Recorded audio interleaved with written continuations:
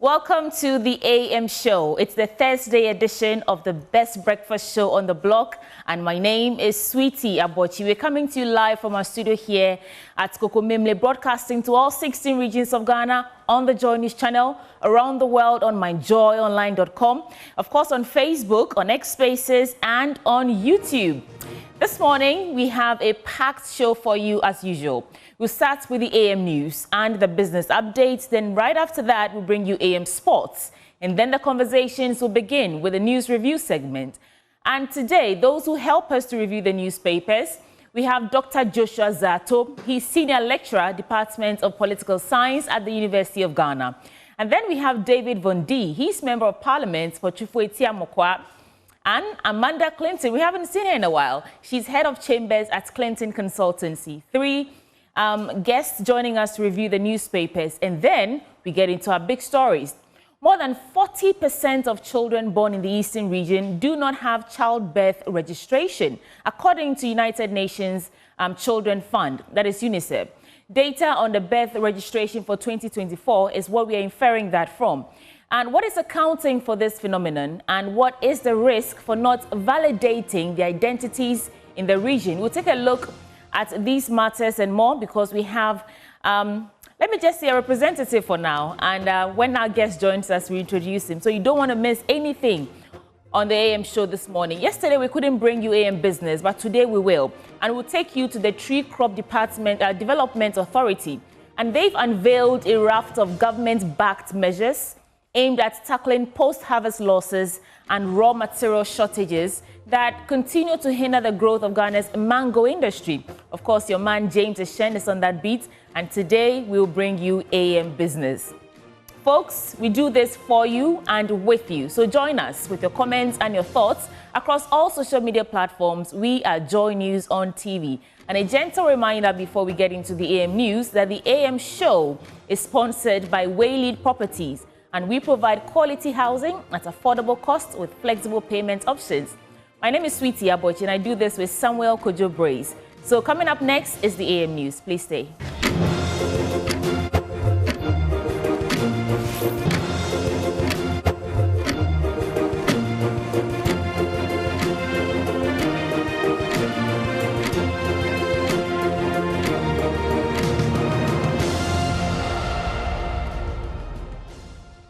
Folks, welcome aboard the AM News on the AM show.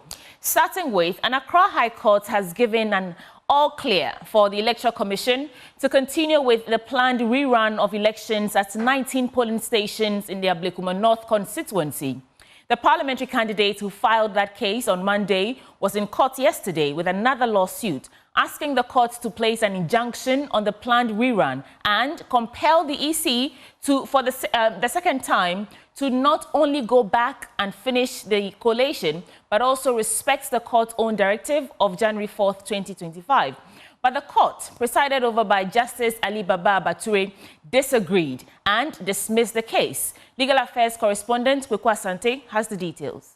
Monday, they did file a substantive action in court, but followed up specifically with an injunction application seeking to stop the election from going ahead on Friday. The injunction application was heard this morning. The Electoral Commission and other parties were all represented. The NPP did make their case in court before Justice Abature. They say that the EC have no locus to order a rerun in 19 polling stations, for which reason they wanted the court to stop that. The court listened to the arguments and found that there was no merit in that case and that the EC should not be stopped from going ahead with organizing the rerun on Friday. So the EC now giving a clean bill of health, the green light to go ahead on Friday to rerun the election in Ablekuma North so that we can get a member of parliament from that constituency. The election rerun is on for Friday. Now, in other stories, a co-sponsor of a new anti-LGBTQ plus bill, Reverend John Intimfojo, is alleging a scheme by some persons at the presidency to frustrate the processing of the bill in Parliament. Parliament in 2024 passed an anti-LGBTQ bill, some activists described as a draconian bill, but it died a stillbirth after it was rocked with litigations, which were not resolved before the 8th Parliament expired. Reverend Intimfojo and some MPs are attempting to resurrect the bill in Parliament, in this 9th Parliament. The bill is yet to be gazetted and introduced in Parliament. A group of 9 friends, 10 sponsors of Human Sexual Rights and Family Values Bill, Private Members Bill 2025, we have submitted the same bill that President Mahama so desired, that Ghanaians looked forward to its assenting, but wasn't assented to. We have submitted it to Parliament, and the Speaker of Parliament has approved it for 4 months. For 4 good months, Speaker of Parliament has approved it. It still remains in Parliament. Just a letter to be put on it and transmitted for gazetting, an exercise that would take just about an hour to do. 4 months hasn't been done. Clearly, some unseen hands from Jubilee House are hampering the progress of the bill. We will speak up. We are giving them 1 week. After 1 week, if we don't see the bill going for gazetting, we'll begin to expose some people. We'll begin to expose some people who are succumbing to the whims and caprices of the Jubilee House, which are inimical to the progress of this bill. And the double standards of such persons will be exposed. Reverend Ntimfojio also described as shameful the recent abstention by Ghana during the United Nations Human Rights Council, the vote to renew the mandate of the independent experts on protection against violence and discrimination based on sexual orientation and gender identity. Ghanaians are extremely disappointed in President Mahama, Foreign Minister Kujeto Ablakwa, for going to deceive the entire country, misrepresenting them at the United Nations Human Rights Council.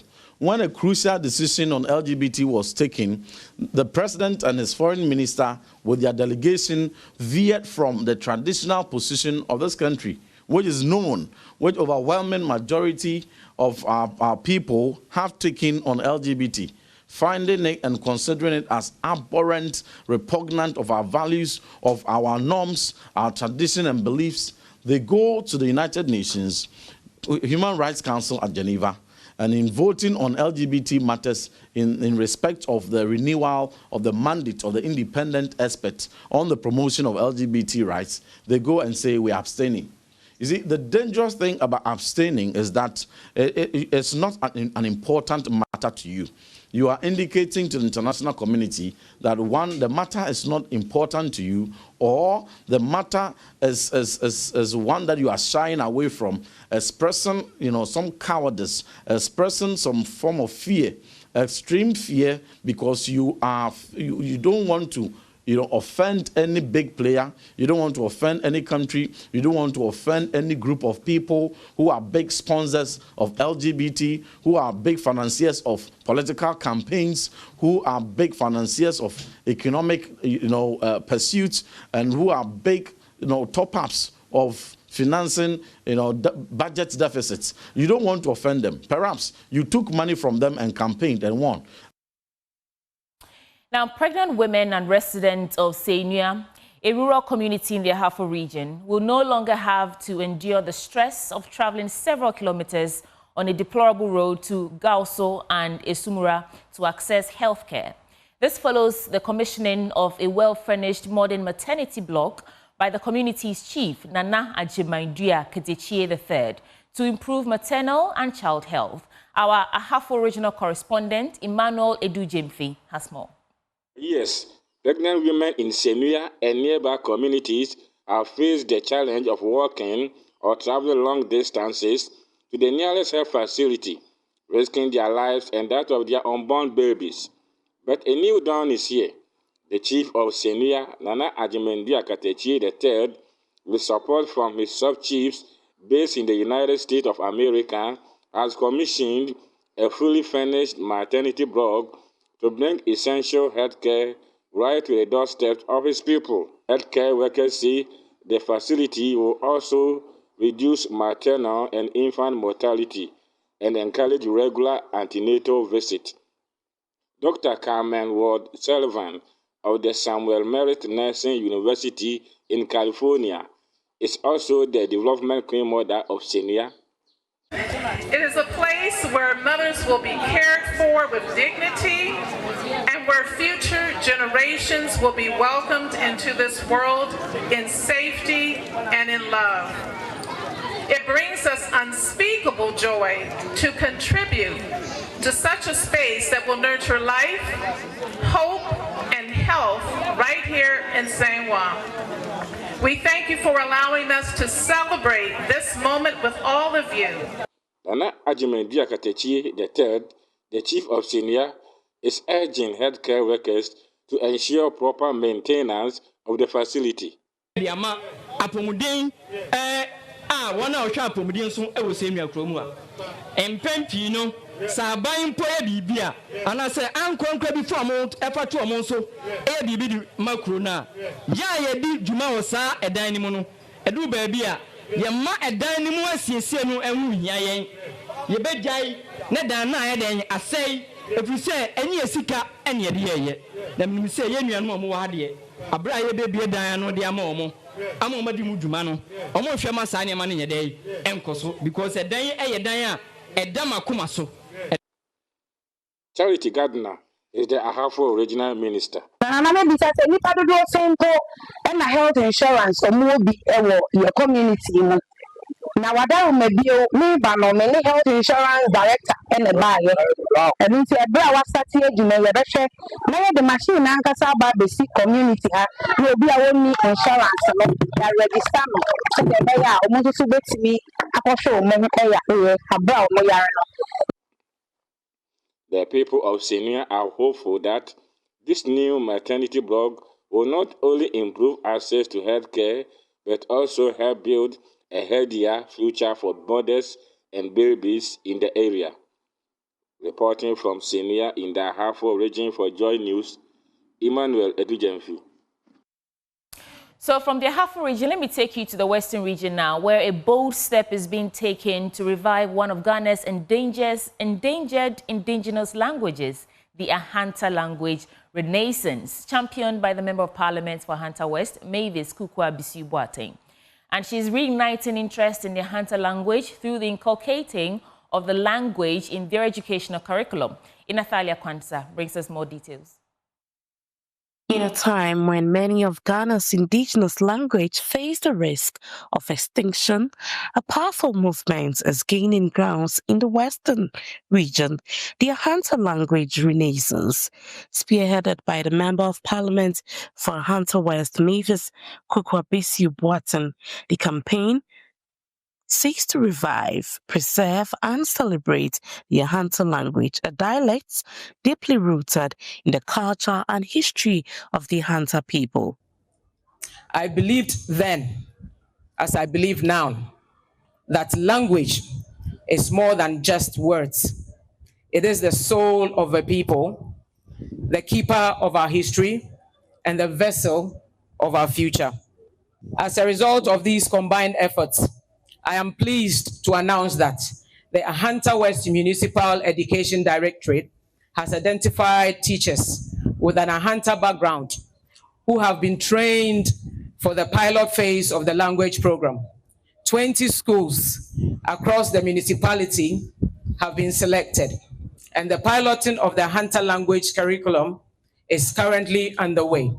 A dream turning into reality before our very eyes. For generations, the Ahanta language has served as a medium of identity, oral tradition, governance, and spiritual life for our people. It is the thread that binds our past to our present and must not be lost. The MP leading the charge says the goal is to restore the Ahanta identity by returning the language to households, schools, and public spaces. The initiative has earned support from the Western Regional Minister. If other Ghanaian languages are being taught and examined in schools across the country, there's no reason why Ahanta should be left behind. Indeed, this renaissance must extend to the development of readers, teaching manuals, training of teachers, and integration into the national curriculum. As Regional Minister, I reaffirm my unflinching commitment to this cause. Our administration recognizes the critical link between language preservation and inclusive development. Residents of Ahanta West say the project has rekindled their pride and a sense of belonging, and they are hopeful that future generations will grow up fluent in their ancestral tongue. And I think it is good. It is not that all Ghanaians should speak the Ahanta language. Ahanta for the Ahantans. Ahanta should be spoken and taught in schools for the children who are on Ahanta land and who are Ahantas to be able to express themselves very well. When it comes to the formal English language, we go higher, we are able to speak. In fact, in Athalia Kwanzaa, Joy News, Ahanta West. To the Central Region now, where the Metropolitan Chief Executive of Cape Coast, George Justice Arthur, has reaffirmed his commitment to transform Cape Coast into the cleanest city in Ghana. In line with his 8-year development plan, the MCE collaborated with the Cape Coast Metropolitan Assembly to spearhead a large-scale cleanup exercise in the city. And according to the MCE, the Assembly's intention is to intensify public education on sanitation and ensure residents are well equipped to sustain a cleaner environment. Abigail Esel Nkrumah has more.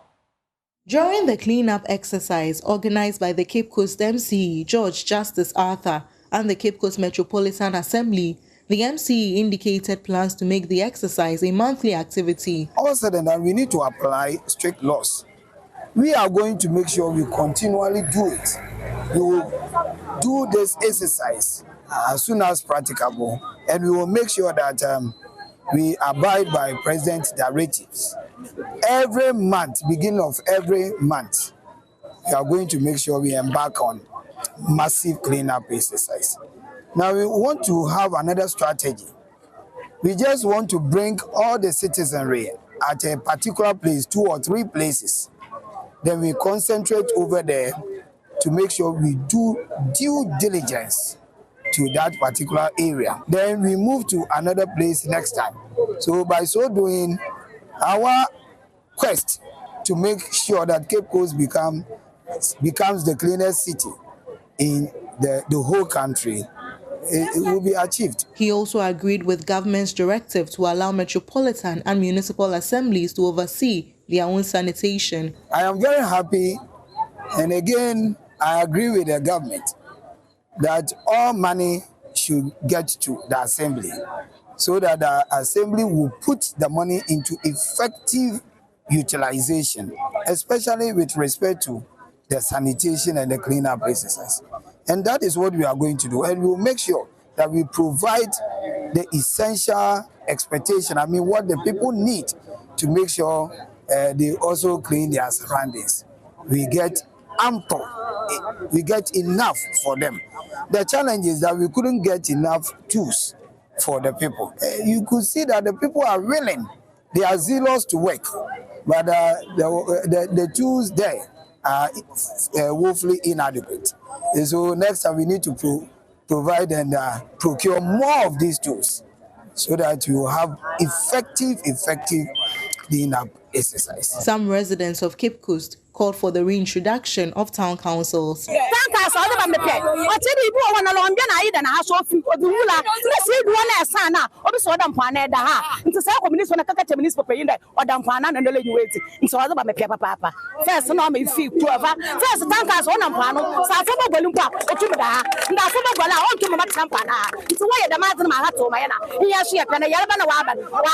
From Cape Coast, Abigail Nkrumah reports for Joy News. Let's get some updates on the National Science and Maths Quiz, and the heat was real and the stakes even higher at the SGS Auditorium on UCC campus, as 3 schools sealed their spots in the Central Regional Championship of the National Science and Maths Quiz. From Jama chants to nail-biting scores, it was a day of fierce contest, big upsets, and high emotions. My colleague Adobe Asari has a wrap. The SGS Auditorium on UCC campus wasn't just full, it was hot and explosive. St. Augustine's boys came in with a lot of energy, singing Jama songs even before the contest began.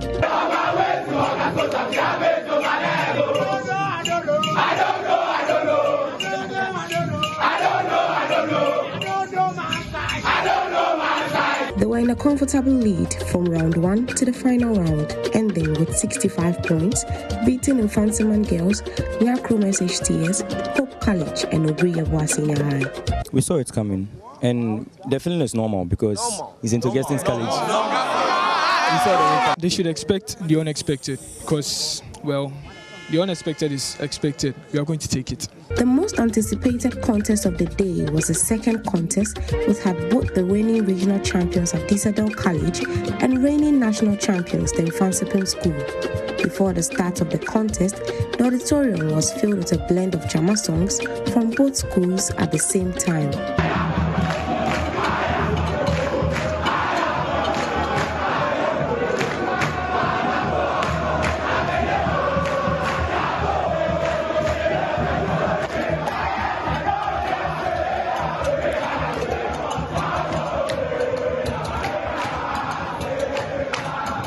After 4 intense rounds, Botre emerged winner, denying Adisco a 4th straight regional championship title.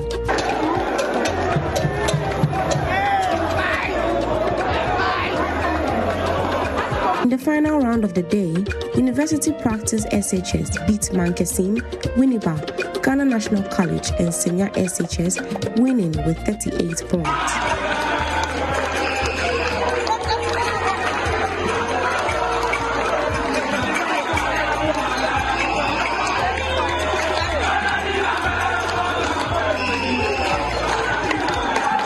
With the last spot to be secured today and the final contest happening on the same, the big question remains, who will be crowned the Central Regional Champion? For Joy News, I am Adobe Asari. Well, on that note, Samuel Kojo Brace is standing by to serve you business updates. So, Sweetie forgot to add that Samuel Kojo Brace of Badubonso Senior High School. When we get to the NSMQ platform, we will show the world who we are. But let's do business now. Let's start from the currency markets.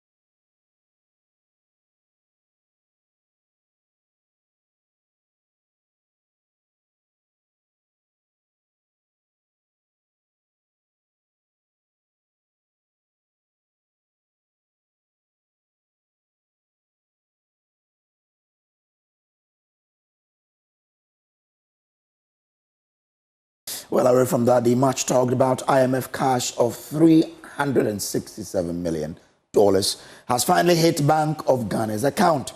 Joy Business understand that the funds came in yesterday. We have more in this report. The amount, although marginal, may still go a long way to improve the Bank of Ghana's reserves. The April data released by the central bank showed that the country's international reserves was about $10.6 billion, representing 4.3 months of import cover. However, President John Mahama, at a recent engagement with members of the Council of State, revealed that Bank of Ghana's international reserves may have reached 6 months of import cover. For some, this could also help in stabilizing the cedi, as this may help in dealing with fears that the local currency's current performance is not sustainable.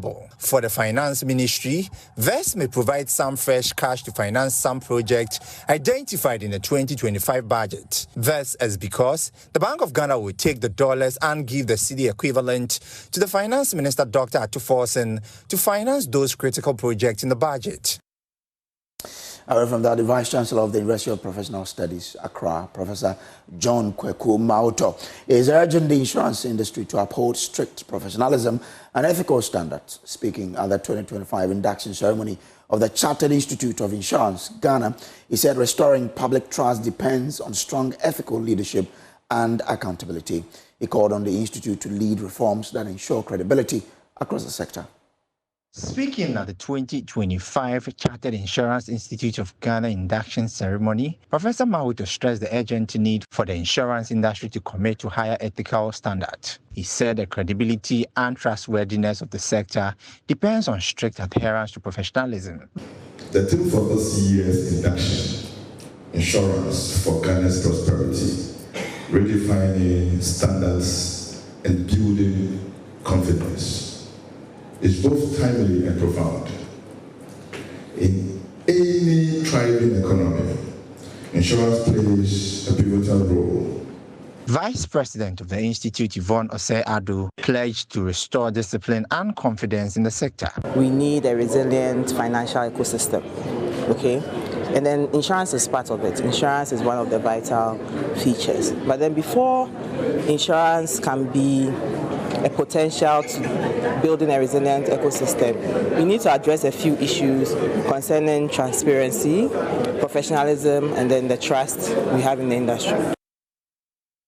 Let's wrap up the business update with what is happening on the commodities markets.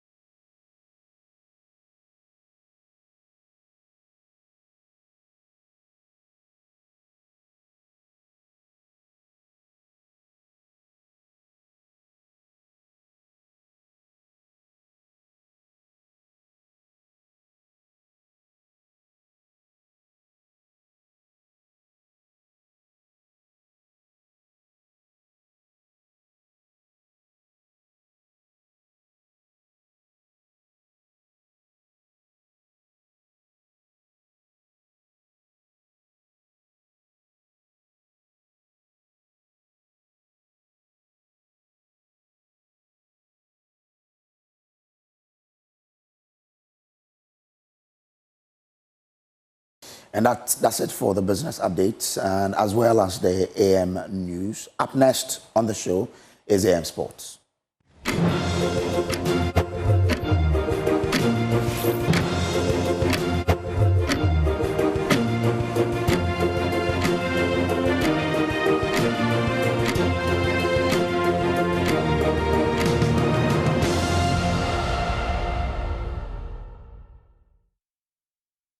Time for sports on the AM show. My name is Haruna Mubarak, and we start with the Joy Sports Invitational, where following the disappointment in the 2024 edition, Piva Beverages are heading into this year's tournament with renewed focus and fierce determination.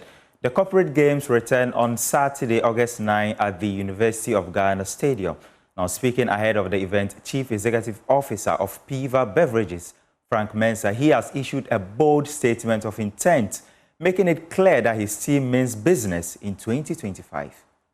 So, invitation accepted. Last year, PIVA was launched, and I think that was the first competition that we joined. It didn't go well as expected, even though we spoke a lot. Probably I was a bit naive in the CEO penalty shootout, but this time around, I've done a lot of training, and I believe that I'll be among the finalists, or I'll take the cup. This time I don't want to stick my neck out because of what happened last year, but I'm assuring that this year I'll do better than what I did last year. Joy last year gave us a big mileage, and I believe that this year, same. PIVA, 1 year on, has been in almost every household now. We've covered all the 16 regions of Ghana, from Gambaga to Tamale to Accra to Brekum to Doma-Hinkro. Everybody's saying that PIVA, the taste you love. And I believe that this year will be a milestone where we are launching other products very soon on the market. And I think Joy will be one of the media houses to carry our success story. So invitation accepted. This year, we'll do better. I think last year, the team, our football team was not part. This year, they've assured us that they'll take the cup. Exactly. Last year in my interview, I said this is a very good opportunity. Apart from the sports, this is a good area for networking. So all the corporate Ghana, those who were not part of it, the MDAs, the private equity funding, the banks, this is the best opportunity for you to come and join. And let's network. For you even have a contract there. And people who have no even jobs, you want to change jobs, it's an opportunity to meet the CEOs and talk to them. Who knows? The sun will shine bright on you. So please, if you're not registered and they open up, this is a very good opportunity for you to come on board. And this year is going to be bigger at the University of Ghana Sports Stadium. Now, to boxing, retired referee Roger Bano has revealed his intention to contest and ultimately take up the role of president of the Ghana Boxing Authority. Bano is currently the head of the country's professional boxing body in the interim following the resignation of Abraham Kotei-Nikwe. The date for the Electoral Congress is yet to be announced. However, Bano sees himself as the right man for the job on a permanent basis. It's very unfortunate we got ourselves in that kind of situation. It's a learning curve. It's a learning curve, and whatever happens within this short period that preceded his resignation, I've learned a lot I learned out of it, and then I know it's going to help me in my subsequent years ahead if I have to occupy the seat permanently, which I hope to. Is this an ambition you've nurtured all this while? Did it come up at a certain point? You know, whatever you do in life, like I said earlier on, you aim to get to the top. And I have met people, you know, growing up in the sport, and, you know, I have been with Nikwe Mensah. I have been... Blessed memory. Blessed memory. I have been with ex-president Moses Fuameni, Mr. Samuel Kaptan, Mr. Zwenis, and lastly, Mr. Abraham Kotei-Nikwe. And before them all, I met Alute Kofi as well. Yeah, so, Ajinkwa. Yes. Blessed memory yes. Also.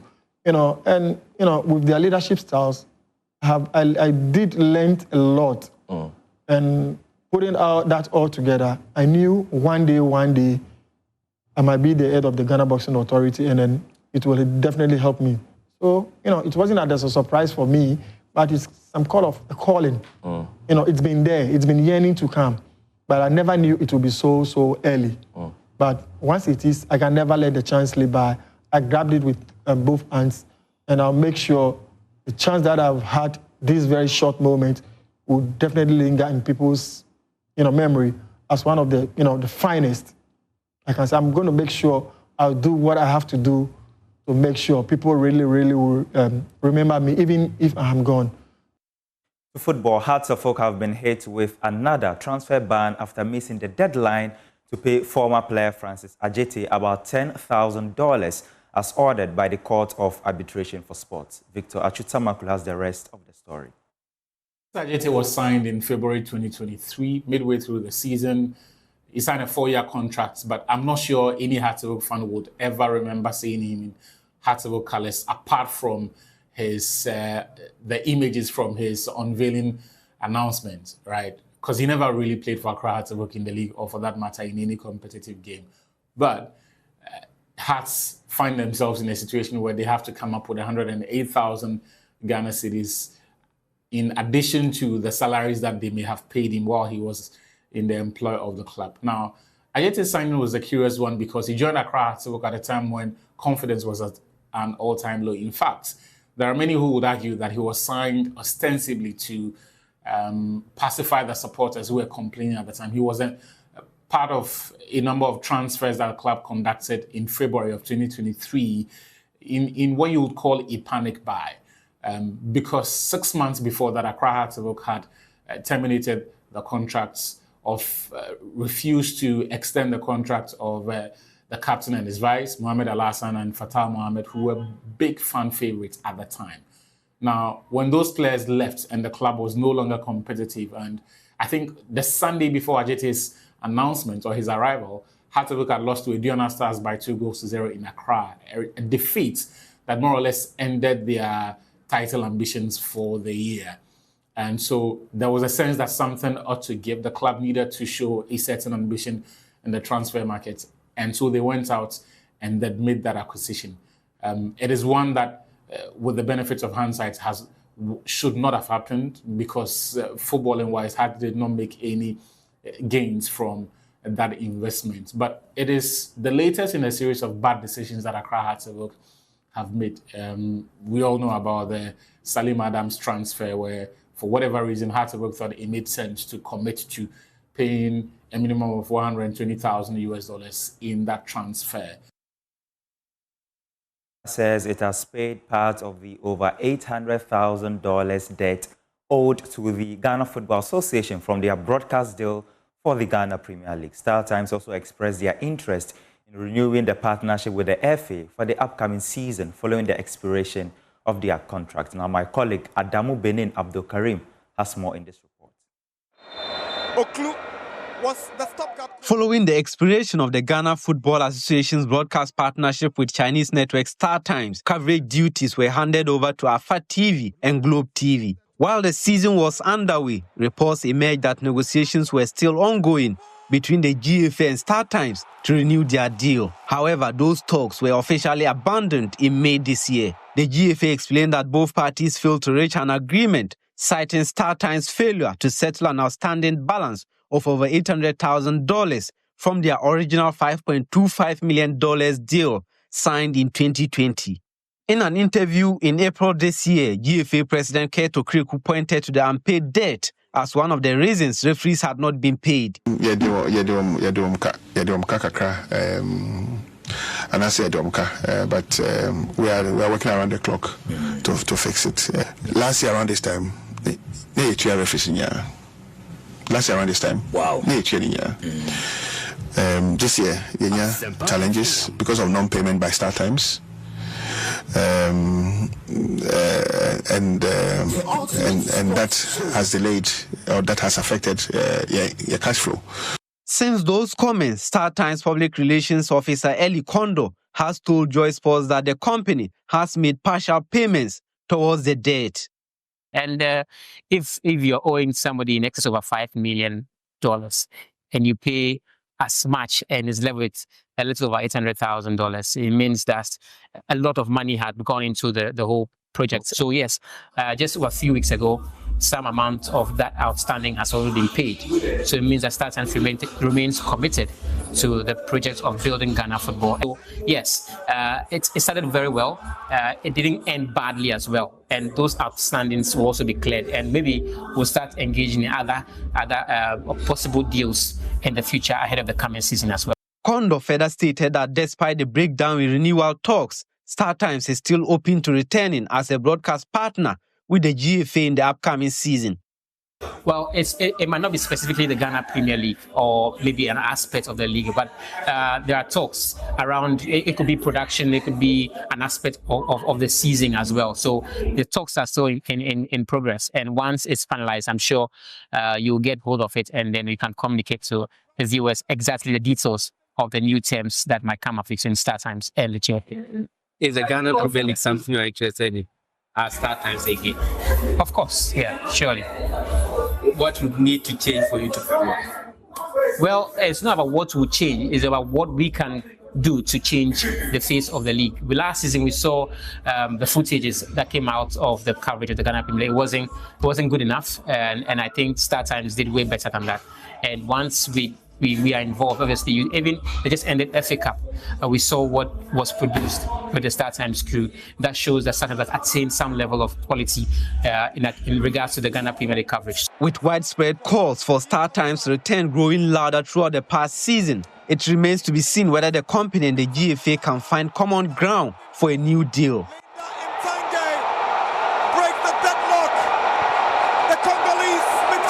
Now, Black Stars attacker Mohamed Kudus is heading to Tottenham Hotspur after the North London club reached an agreement of about £55 million with West Ham. Kudus is expected to sign a 6-year contract. Sky Sports has more. Confirmed to us that Tottenham Hotspur have agreed a deal with West Ham United for the signing of their forward Mohamed Kudus. Remember, last week they'd made a bid of around £50 million for Kudus. That was rejected out of hand by West Ham United. They said that's too low an offer. Tottenham Hotspur and West Ham United continued talks and they've come to an agreement. We think the fee is in the region of around £55 million. Personal terms not expected to be a problem on a long-term contract, and this one could accelerate really, really quickly now. We expect Kudus now to start his medical tomorrow ahead of completing that move to Tottenham Hotspur. And I think Tottenham Hotspur wanted to get this deal done very, very quickly, and it looks like they've done exactly that Mohamed Kudus should become a Tottenham Hotspur player sooner rather than later. These two clubs, they don't do business with each other very, very often. The last time a West Ham United player was transferred from West Ham United to Tottenham Hotspur was way back in 2011. Scott Parker moved from West Ham United to Tottenham Hotspur. 14 years later, Mohamed Kudus is about to make that same move from West Ham to Tottenham Hotspur.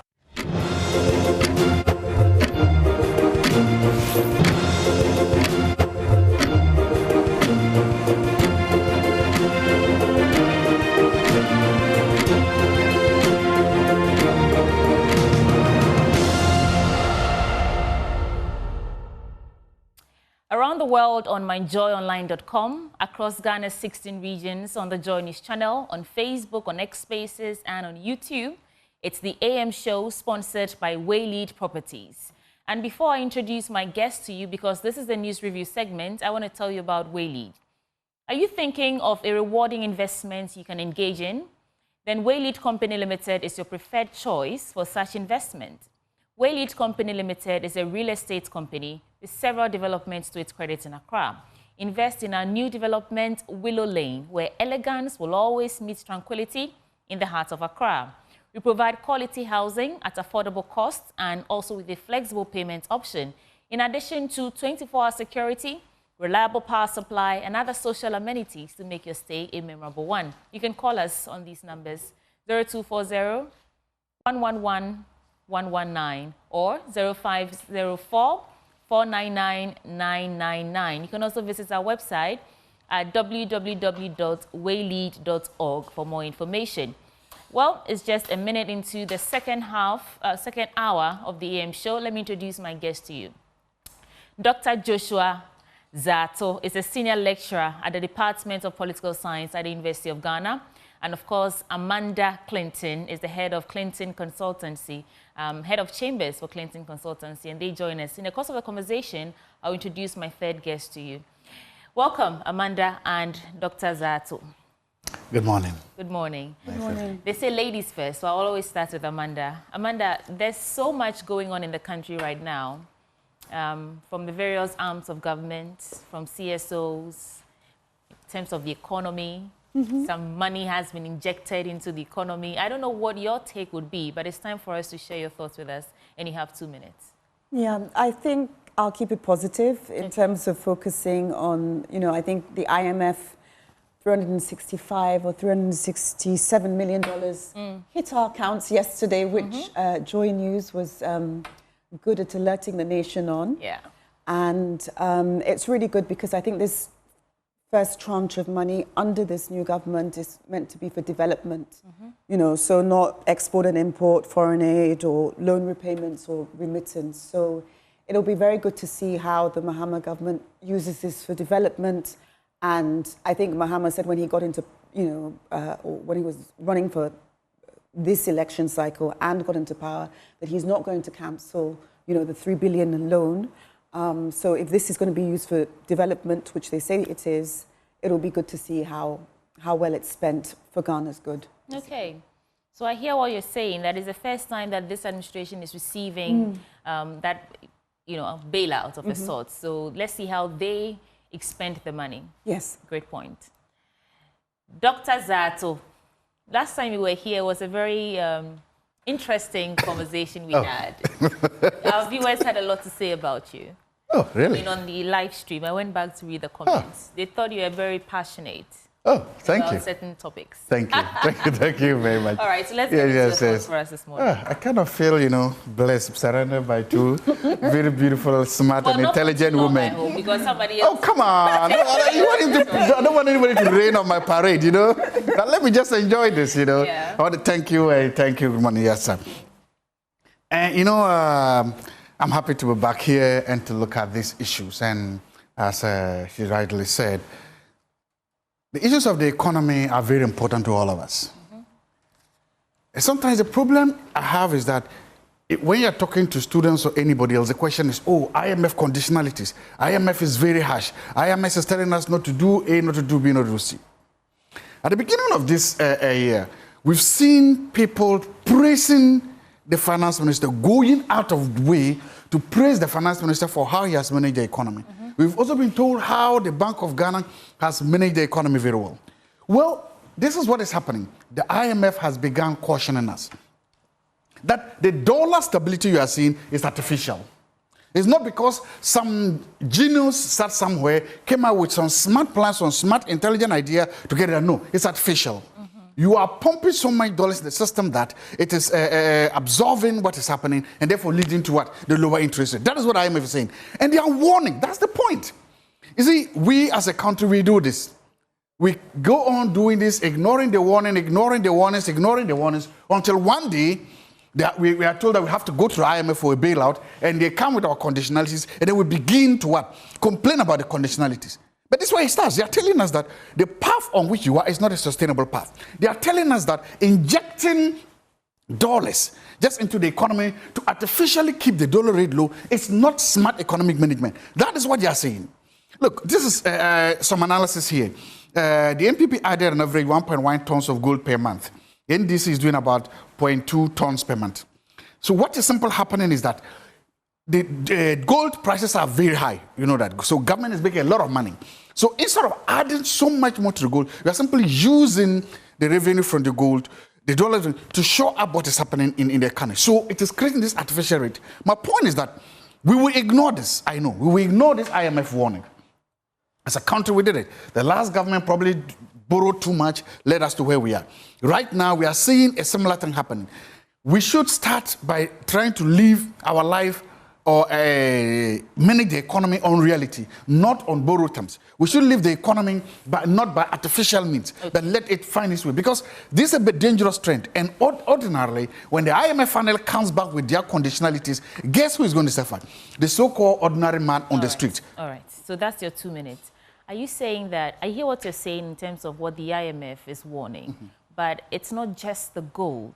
If you listen to the explanation that this administration has been giving in terms of what accounts for the growth we are seeing, however, albeit you say it's not realistic, we cannot say that just because they're giving us these, caution, we shouldn't continue to do the other things like the strict, fiscal policy, like the other things that they are citing as the reason we're seeing these gains made.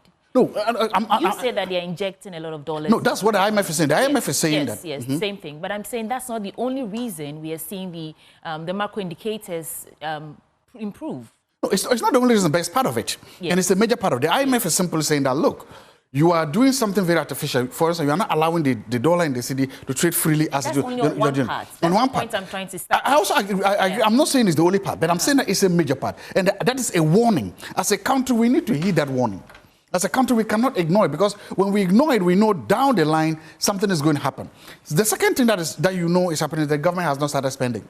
Yes. The government is not yet spending. They have released that $4 billion to pay contractors. Okay. So they are beginning to spend. So they're just beginning to do. So the point I'm making is that there are so many things. If you are not spending, if the commodity prices are very high, and if you are artificially holding the dollar down, they all have implications. Okay. My point is that the short term, we are seeing the short term implications. Are they sustainable?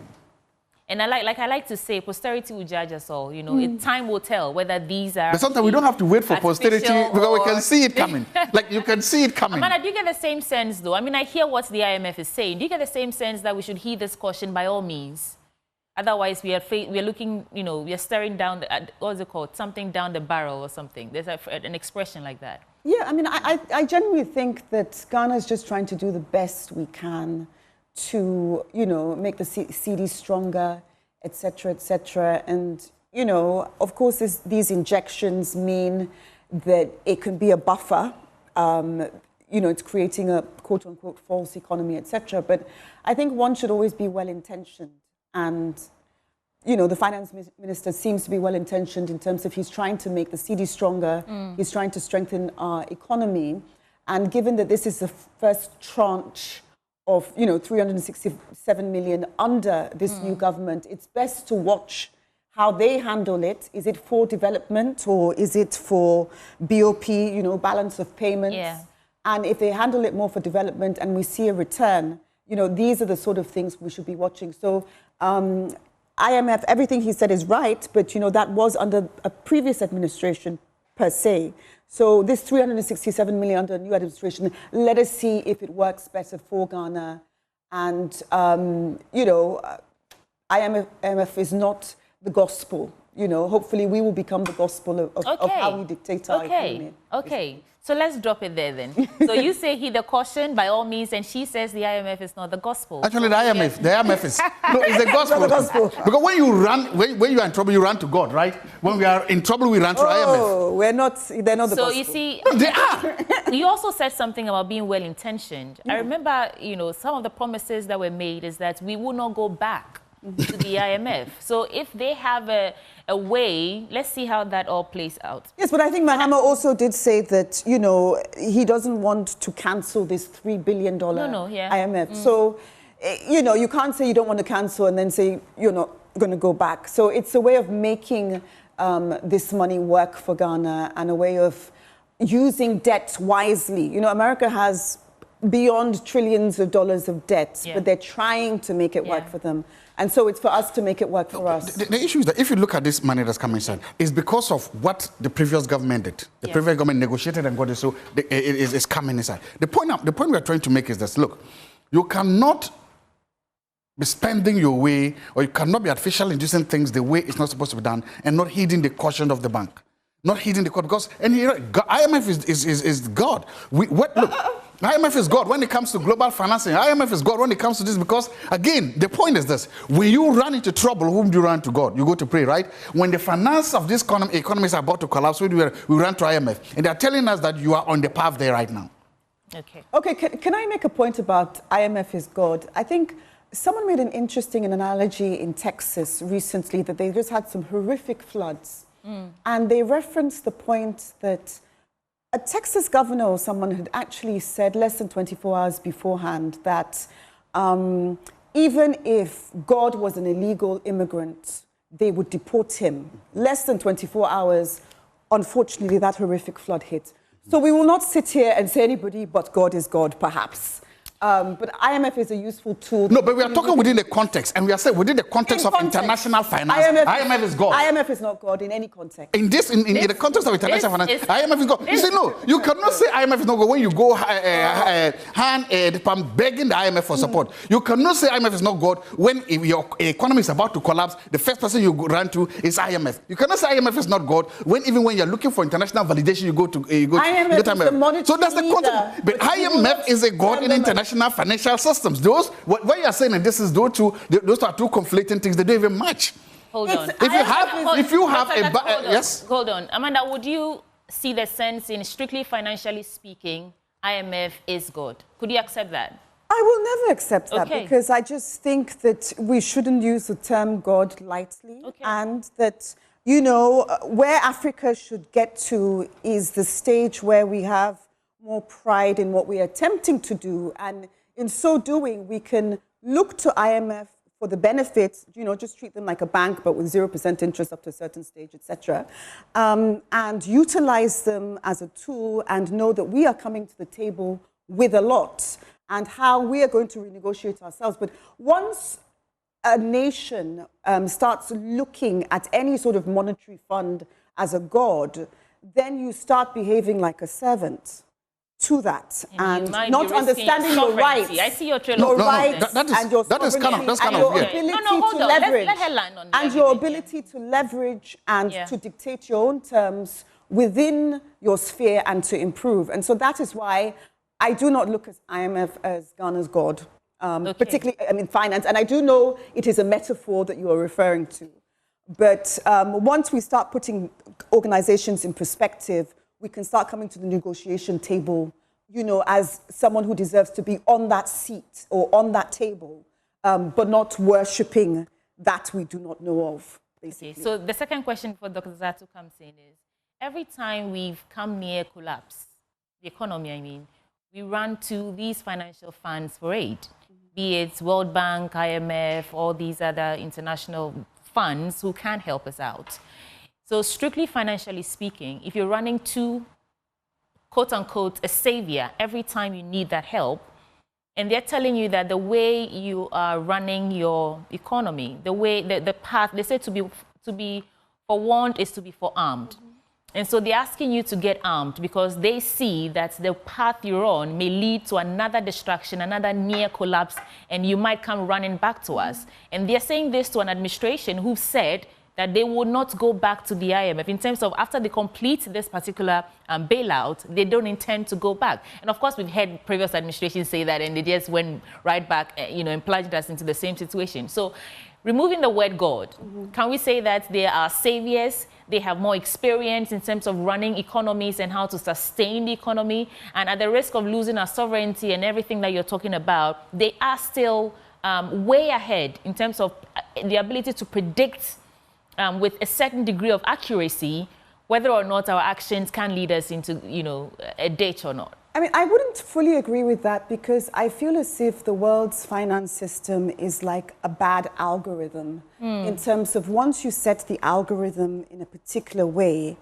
it means that, certain other things cannot flow the way they should. For instance, Africa has the most resources on the entire in the entire world. Nobody, including the IMF, will dispute that. Natural resources we have, but the way the financial algorithm has been set, it means that we cannot, with the narrative and with the rules and everything, benefit as much. And so if we're dealing with a bad financial algorithm that is the world stage, how can we slowly get out of that by knowing how to leverage off debt in a better way, by, trying to get to the position where China is getting to, where, okay, fine, you guys used us for a while, but once, we get to a certain stage, we're going to turn the narrative and things around. You know what I mean? So Africa has not got to the stage where China is, where they deliberately just said, okay, fine, you guys make all your goods here, blah, blah, blah. And then they started learning more, till they're dictating the terms, etc., but not fully. Okay. So again, if the world's finance system is set like a bad algorithm, because, I mean, before we have to remember that gold was linked to how wealthy a dollar is and how, but gold is not linked to anything. It's not linked. So they're just writing a blank check. It's a computer that gives out $1 trillion. Who's running it? That's a very interesting. We have the bad end of the deal. Okay. So how do we get a better end? And how do we learn to come to the table, learn more and more and more? Don't treat them like gods. But we have seats at the table, and we start renegotiating our terms. And that is what I think. I mean, I've looked at some of the things the finance minister is doing, and it seems he has a bit more confidence of coming to the table. All right. But we cannot treat IMF as a god, and whether metaphorically or not, I would not say IMF is a god. And we have seats at the table that might not be equal, but they will be if we turn this bad algorithm, financial algorithm, upside down, basically. So, how do you counter that argument? And I commend you for listening throughout, not trying to interject. So now you've listened to her entire trail of thought in terms of why she cannot accept that. She says that we're coming from colonial, I don't want to go back to, but that is what it looks like, that you have masters and then you work under them, and there's a sort of structure, and so they've created this elusive idea of what, what an economy is and the money, where it comes from. And so you are saying that we have sovereignty, we are not as self-reliant as we ought to be or would like to be, but we can learn and eventually get there. Take our losses, take our wins, and just do what we can and get there. Not necessarily acquiesce to the whims and caprices of a god. That's her argument. That's the entire argument. So what are you saying about that? That argument, for me, it seems warped and weird. There's something called the post-war economy. Yeah. And how the post-war economy came around, and the role of the Bretton Woods in that post-war economy. Guarantors and saviors of the global economic system and how that system works. Ghana is a member of that global financial system. If you produce, you sell, and then you make your income. Whatever you do depends on the strength of your economy. It is not the IMF that says that we should continue to be producers of raw materials. The IMF didn't say that. The IMF didn't say we should continue to produce raw cocoa and just continue to depend on the Gogisbed economy. The IMF did not say that. The IMF did not say we should produce raw gold and just export it. The IMF did not say that. If you do not have the capacity to add value to your products, that is not what the IMF said. So the IMF is simply telling you that if you manage your economy very well, you don't need to come to us for a bailout. Hold on, I hate to interject, but let me give you another angle. And she's saying that we are coming from a place where these actions, the way we do things, were learned. You know, because we had colonizers who taught us that take your gold and then give it to us and we can refine it and give you the refined product and you have to come and buy it from us. So the structure, the entire system has been created to keep us where we are. And so they are the ones now telling us, do this, don't do that. And we are saying, okay, that's what you think. But we have sovereignty. We have seen, we've run our country for over 60 years. We are willing to take risks and see just where we land with that. So IMF did not tell us to export raw gold, but they have created a system that we come out of, which makes it impossible for us to compete with them or rub shoulders with them at the level that they are, because they are the ones running the system. It's a bad algorithm. The IMF tells you, you, don't interject so much dollars into your economy. When you do that, you are creating an artificial system by keeping your currency distant. That's an advice. That's a financial advice. You ignore it. Imagine this. Just imagine you go to the bank and take a loan to build a house. Then you come and you decide to use the loan to build to throw a very big party. I hope you invite me to that party, spend all the money. The IMF is telling you, don't do that party because the party is going to finish, the guests are going to leave, and you're going to sit empty-handed, you have nothing. And then you are saying that the IMF should not tell you that. You are saying that, and then when you do the party, when you spend the money wastefully, and now you are broke, you now sit there and say, well, is the IMF... How is that? That's what I'm saying. That logic doesn't fit. Look, if you want to add value to your products, do that. If you want to, right now, as I said, we're having a windfall from gold. The prices of gold are very high. But everybody that knows that it is not going to last. Prices of international products like this fluctuate. And when they fluctuate, it's going to have an effect on you. So show up your reserves, so that when the global economy begins to do that, it doesn't negatively affect you. That's what IMF is saying. Now, whether you believe IMF is a god or it's not god, when it comes to global international financing, IMF is a god because, one, markets listen to the IMF. Two, governments listen to the IMF. Analysts listen to the IMF. Every single economist in the world is able to tell you that what the IMF is saying is meritorious. What the IMF is saying is for the good of your economy. What the IMF is saying is for the health of your economy. You can reject it like we've rejected in the past. But when you reject it, and then when you crash land, don't say that the IMF did not tell you. They've told you. Thank you for that. So I think I'll just close on this one point. That this $367 million is supposed to be for budget alignment on development and not simply BOP, which is balance of payments for export and imports, foreign aid, investment inflows, loan repayments or remittance. So it is focused on development. So since we have a new government, let us see how they use this first $367 million. Because what you are saying is perhaps something of the past. And we are hoping, because that is what we do, we move forward in hope that things will become better, that this new money is going to be a signal for development, etc., so that what other people term as God will not come back and say you used it. Okay, we have to move on from this and get into other stories. So, I mean, I see the argument is really interesting for me, and I see this as a child and a parent situation. You are saying, I want to make my own mistakes and learn from them. And you are saying, no, we have made our own mistakes. We have made our own mistakes. All over the world, they do. The finance minister, they were all in Washington, begging the IMF, pleading for this thing. They were all over the place begging. We have seen the child bend himself and come to the wind. I'm saying that. Stop spending like a rap star in the Las Vegas casino and do the right thing. Dr. Zanto, there's a story on myjoyonline.com. Let's get into other stories. So, National Cathedral Board opposes attempts to convert project into cultural center. I think on the 1st of July, when the National Day of Prayer and Thanksgiving, the president announced that we're going to turn the National Cathedral into a cultural center. The arguments have been pouring in since then, and now the board of directors of the National Cathedral have also expressed themselves, and they are opposed to the attempts to convert the state-owned land designated for the National Cathedral into a cultural convention center. And I just want to get a quote out here. And they are saying the reason why they are opposed to this is that the integration of additional elements, including a Bible museum that tells the history and contributions of the church in Ghana and Africa, including the Ghanaian and African diaspora, ensures the cathedral is also developed as a heritage and cultural site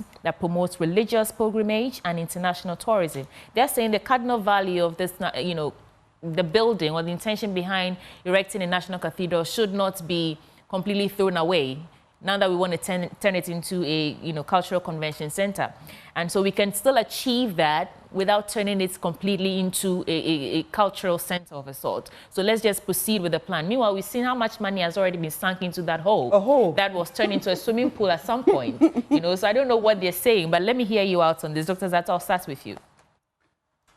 You see, I want to go from where you just ended. Okay. If so much money has been sunk into a hole, why don't you just close the hole? Why don't we just throw the hole away? When you make it look like there's nothing productive or there's nothing meritorious from that hole, when that is your argument, your central argument, why don't you just close the hole? Why do you keep digging that hole?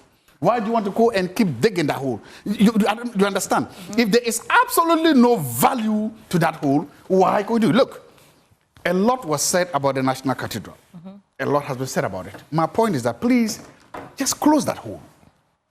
Well, close that hole means forget about the entire. Forget about it. You said it was. You said it has no value. You said it has no merit. You said that it was a pit of corruption. You said so many things about it. So my point is that if that's the case, close the hole and let's move on. The land is there. Now, if you have come and you are now saying that my priorities have changed, if your argument is that, well, when I was in opposition, I thought that nothing meritorious could come out of this hole. If your argument is that when I was in opposition, I thought that this hole was a useless hole.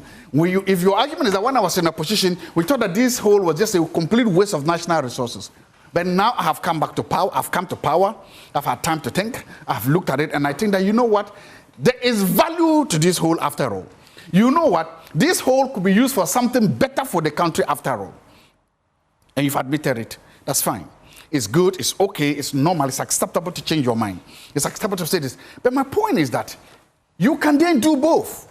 What the president is now saying and the idea of the National Cathedral are both mutually inclusive, therefore. Because you can just say, look, the original intention, if it was just to be used as a church, because we've seen interdenominational churches, right? We've also seen churches where cathedrals, rooms are used for other cultural activities. My point is that you can add on, you can build on.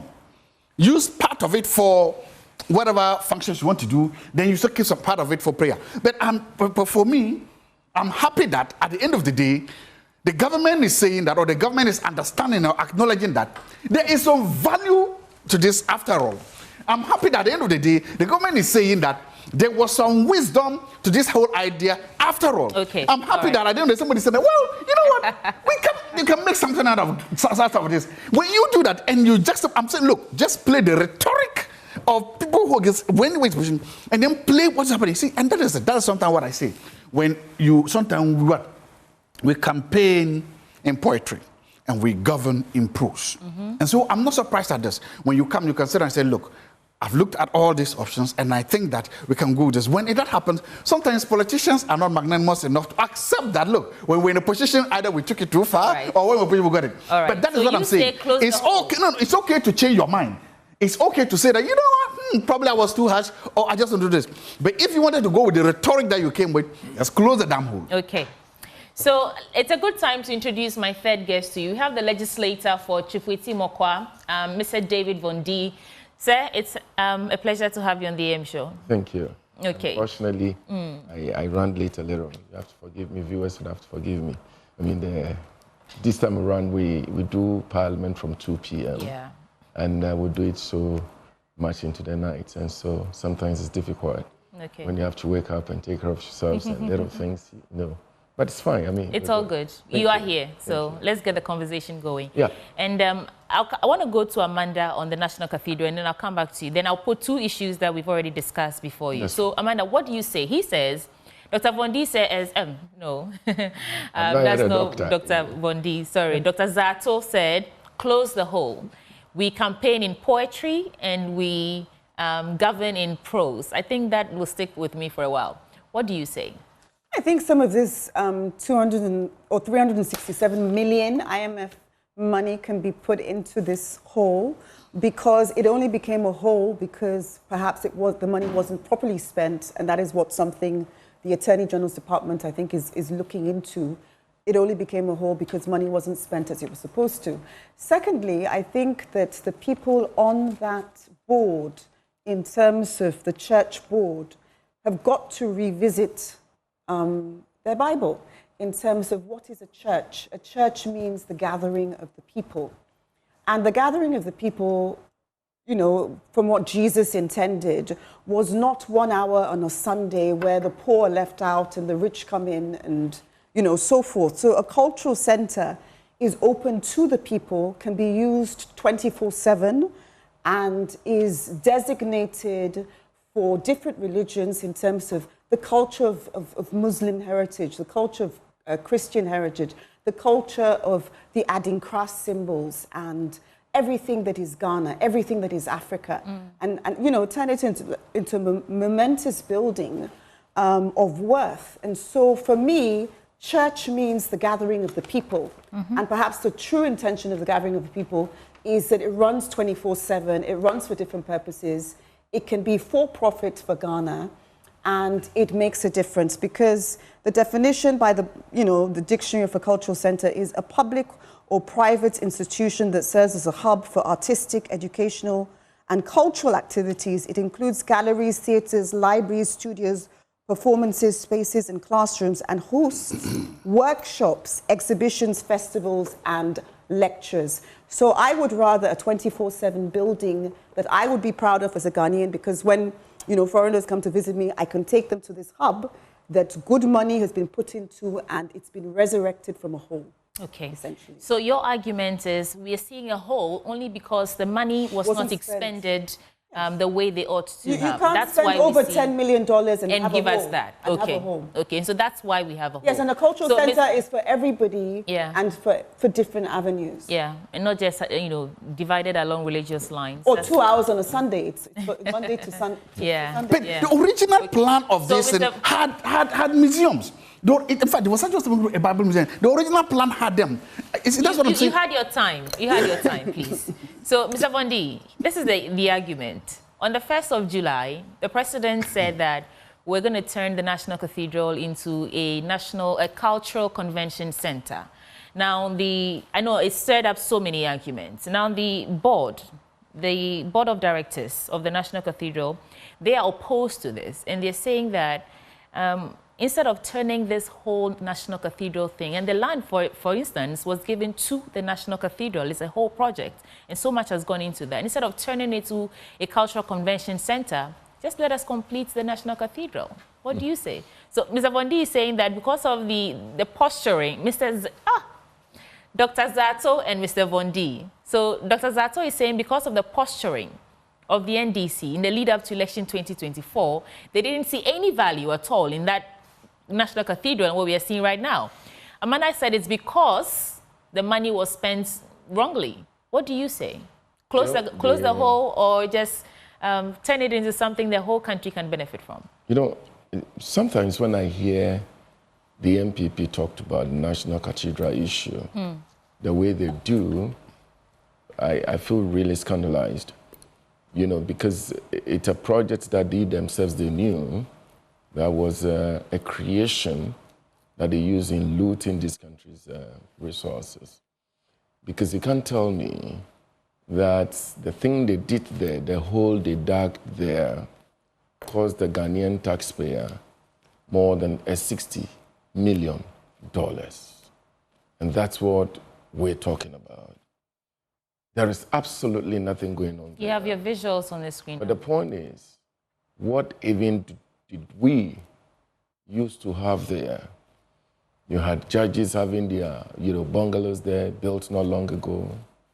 You have the passport office there. You have so many very important offices there. What the MPP did is that they did not see any other land anywhere. They did not go towards Pram Pram to see that vast land there to build whatever cathedral they want to build there. What they did was to demolish all those important offices and accommodations, only to dig that hole. And they had the gut to talk about what we want to use that thing for. Sometimes the MPP will need to keep quiet for some time. I think that His Excellency is being very charitable and saying that we should use that particular facility for something else. Left to me alone, we will finish prosecuting them, all the board members, all the pastors and the clergies that have double names. Why do we need to prosecute all the board members and all the pastors? I'm just quoting you now. Why do we need to prosecute all of them? See, there's an ongoing investigation tied to Ken Ofori-Atta. It's one of the reasons why the OSP is looking for him to answer questions. Our religious leaders, whether imams, whether pastors and traditional leaders, are supposed to be moral leaders. And so if you are a pastor and you can even double your name all because you want to make illegal money and lead the country into losing that kind of money on this kind of agenda, all in the name of building a church for God, I wonder the kind of church you can even build for a whole God to come and live in. That alone is corruption. And so they all have questions to answer. Okay. And so for me, His Excellency John Dramani Mahama has been so charitable in using that particular facility for something that maybe, look, I was in London, last week, and then I was in the House of Commons and, House of Lords. And if I told the whole building, if you see the cultural display, the historical, display of the place, you will love it. Ghana here, where will you go? So for me, if His Excellency John Dramani Mahama feels that we should use that to build a cultural center where our identity will be displayed, would serve as a tourist hub for people to walk in there and see what Ghana is and make money from it, I think it makes sense. Okay. I don't know the kind of bricks and blocks that would be built for gods to come and live in Ghana. If you're God, would you come and stay in Ghana because they've built some house here called cathedral? We can't think for And I'm not sure God lives in blocks and mortars. No. God lives in hearts. God lives in you. Where you hear God is in you. You don't need to build. I mean, if God wants to live somewhere, Duncan Williams Church is a beautiful church. I mean, Church of Pentecost, I'm a Church of Pentecost elder. We've built a nice place at Yesu Krum. We even named it Yesu Krum, So God could have following gone to that live argument, there. we can also tell you So that for me, you asked the question, where would we go? We can go to the Kwame Nkrumah Memorial Park. That's fine. We can go to the other tourist So for me, sites if you ask my opinion about that particular project, it is purely a hospital for children hospital, specialized hospital, something monumental. Okay. And I don't think that the cultural sector, for that project is also bad. So for me, I don't think the MPP should be talking about the cathedral. What I think they should be doing is preparing themselves to answer questions as to how they sunk that kind of money into that project, just like that. All right. I think that they have no moral right, to question what His Excellency John Dramani Mahama want to use that project for. All right. Not at all. Dr. Zato, I see you want to reflect. Last word on this. Make it very brief. All I'm just going to say is that governance is a continuum. There are policies of a former government that have been continued or they are going to be continued. There are policies of a former government that are going to be terminated. Today, this national cathedral is going to be owned, from now onwards, owned by the current government. Ghanaians and nobody will be seeing what they are going to do with it. But I believe strongly that the original intention of a national cathedral are still valid, they are still meritorious. If people have mismanaged funds, that is a different thing. Prosecuting them, investigating, prosecuting them, that is it. But I don't think that should be used as a form of trying to gag people. I don't think that threat of prosecution or threat of imprisonment should be used as a sword of Damocles hanging on people, then to try to tell them, don't say anything because of this. No. Nobody, and I will not sit here and try to justify that if somebody mismanaged resources, if somebody stole resources, if somebody do the right thing, investigate, prosecute, and if you have a conviction, you jail the person. But the government will own this, and I'm happy. In fact, I'm also happy that at least we are not being told that there is some merit and there's some value to this whole, that it is not as useless after all. And that, wait, we can do something. All I'm simply saying is that the ideas that Amanda is talking about and the ideas that the Honorable is talking about, you can contain all those ideas within the concept of a national cathedral. There are beautiful cathedrals in New York that tourists visit. There are beautiful cathedrals in Washington that they visit. So I'm saying that all these are what? mutually inclusive, not exclusive. So the segments, some segments could be converted into a conference center, or you could even have, we have interdenominational or multipurpose halls. Okay. So you could make it in such a way that if you need it for religious purposes, you can reconfigure it. And use it as a religious purpose. If you want it as a cultural center, you can use it for the sort of can have performances and others like we have a national theater. The point is that all these are mutually inclusive. But at least the fundamental thing as a country is that we are beginning to say, and I agree with the president, that there is some value to that original idea, and that we should pursue it. That's okay. The money that has been sunk in there already, would you rather we just forgot about it?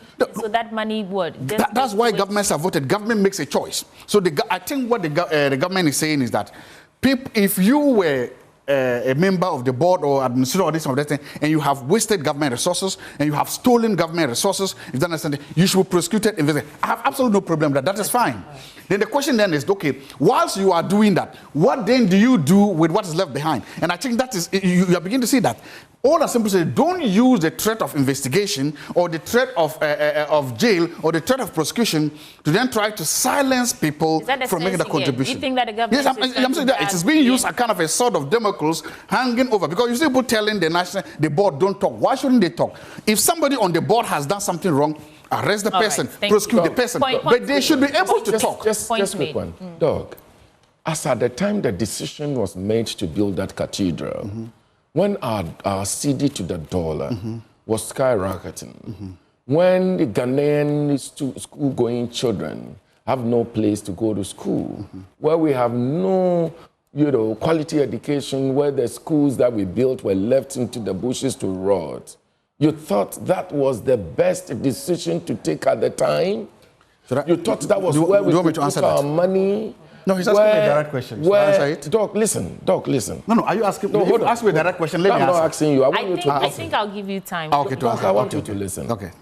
Where things were out of control in this country, where raters of our economy rated our economy as a junk economy, the best the government will do was to put our money in building a cathedral with all kind of issues around it. Is that where you would have put your money if you had the power to control our economy at the time? Please.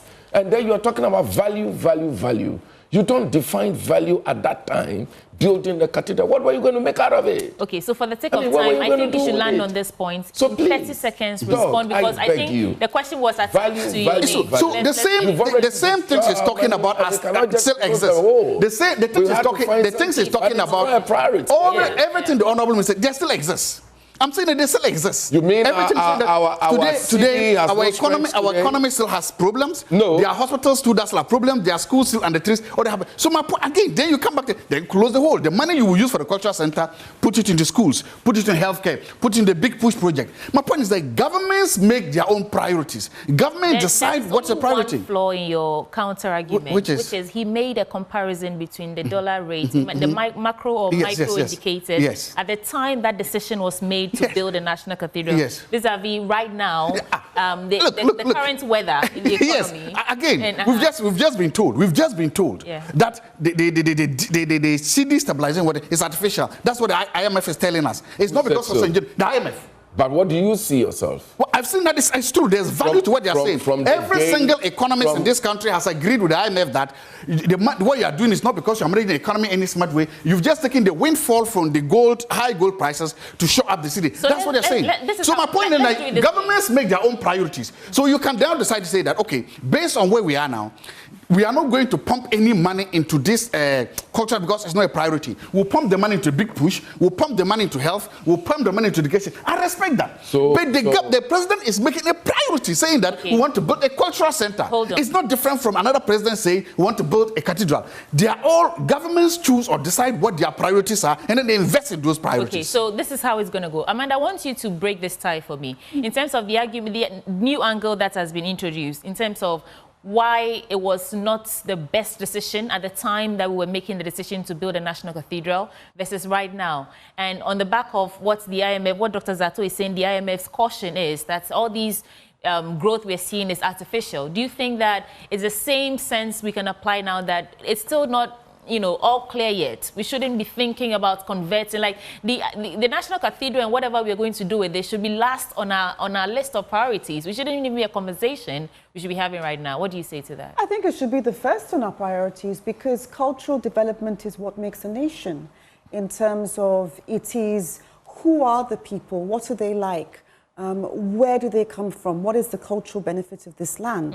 Like I went to South Africa, a few weeks ago, and it was a really good trip because there was a lot of cultural stuff to do there that I really remember, and it was very different to any other country I've been to. You don't forget South Africa. You don't forget South Africa. Yeah. And that is what we want to instill, that people don't forget Ghana. And the most important point I think I could make is that with the cultural center, the irony is there could be multiple church services going on a Sunday, multiple Muslim services going on, because with the cultural center, you book, you rent, growing churches and established churches can bring their base there.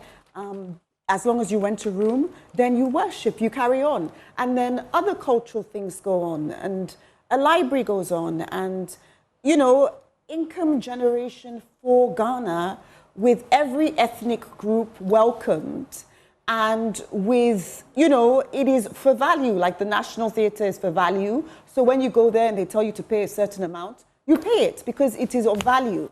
A cultural center is the next level. It would be higher, bespoke. And on a Sunday, we would not just have a cathedral, but we would have potentially 5-10 services going on. Muslims could also have 5-10 services going on in different rooms. So we cannot miss the point, which is money. It was a hole because money went missing, and that is what the government is looking into.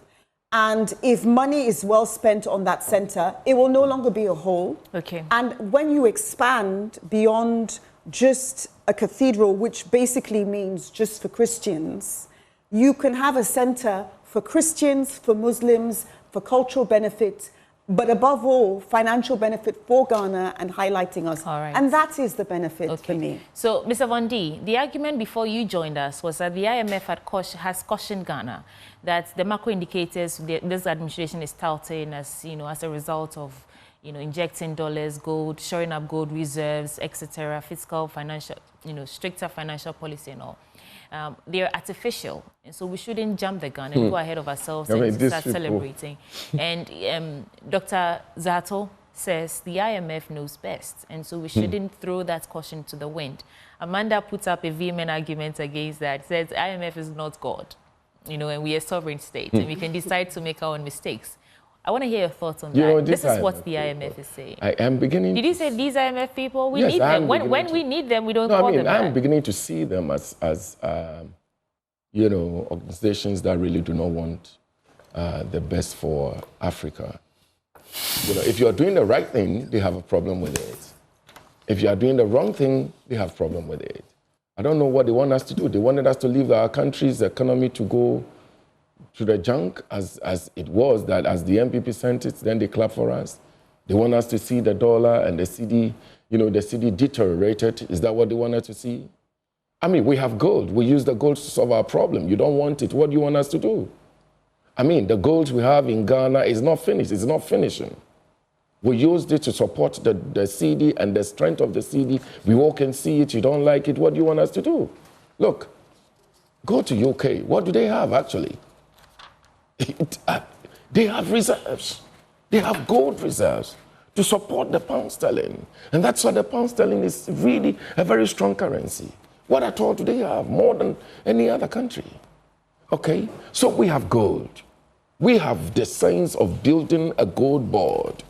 And the gold board, if it's supporting the CD, the strength of the CD, then what's wrong with it?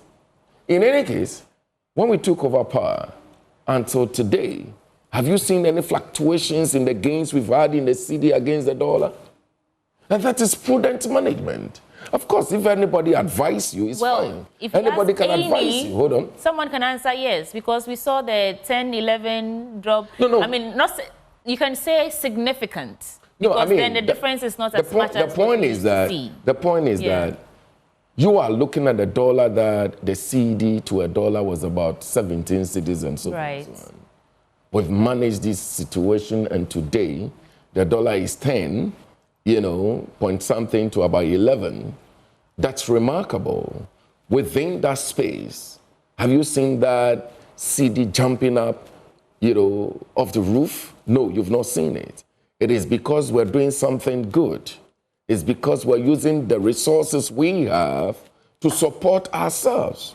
If anybody, including the IMF, feels that we shouldn't use the resources we have to support our economy in order to have a good CD, a good currency, a good economy, so that our, then I really don't see what they are talking about. All right. Okay, so for me, the time is fast spent, and it is just a way of talking down our economy, but it won't work. Okay. Okay. So you also say the IMF is not good. Listen, the gains that we're making in our economy is not artificial. Okay. It will grow, and we will have best economy going forward. Ghana, we have a lot of resources. Look at our gold, our timber, and so forth and so on. We shouldn't be doing what we're doing. And the MPP run the economy down. So, they are envious of us. When we're doing it well, they don't want us to do it well. I think the entire morning we'll do it well. about The IMF will see it, and the Ghana's economy will grow. All right. So let's one last story, and then I'll come to each of you for a story each in your newspapers. We have to go. Our time is almost up.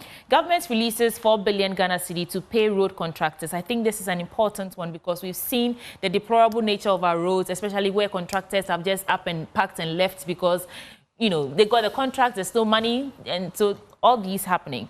Now, this is a daily graphic. On page 13 of it, it says government will release 4 billion Ghana cedis this month to defray part of a 21 billion Ghana cedi debt owed road contractors across the country.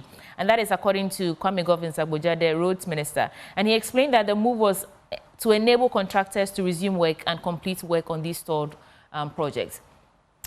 Dr. Zato, first I'll start with you. Thank you very much. I'm really happy and thrilled with this. Yeah. I'm very happy. You see, we're told the big push was, Honorable, you can correct me, the big push was taken in June, right? Mm-hmm. Was it supposed to start in June? Yeah. It didn't start. June is ended, July is gone. So it doesn't matter. So they've missed that. Maybe they are pushing it. In fact, we don't have a new date when the big push will start. I think we need to know. Because I'm really invested in the big push. And I'm happy that this money is being released.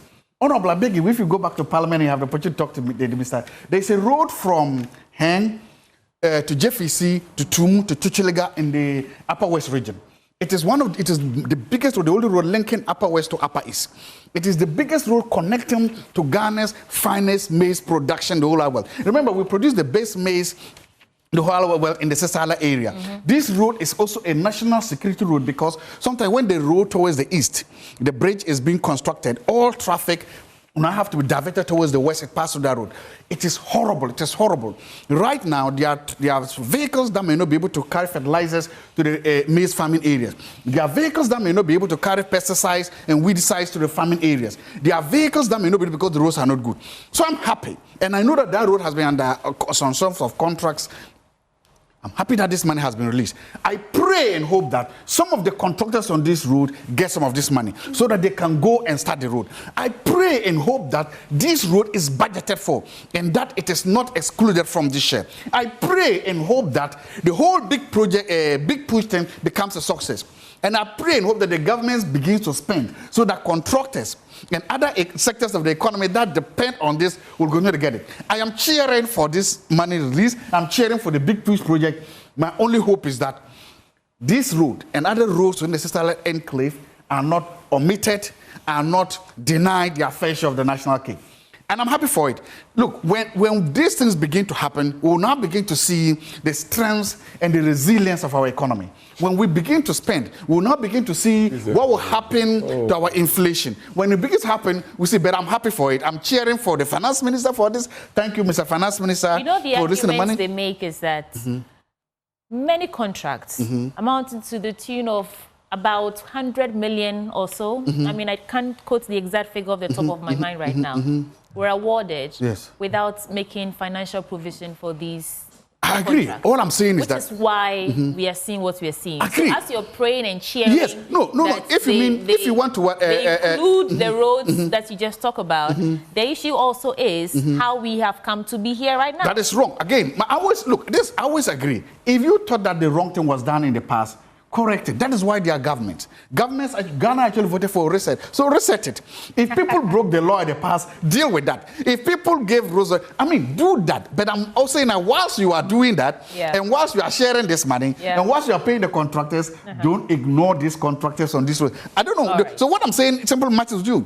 You deal with, when you are a new government, you inherit assets. You also inherit what? Liabilities.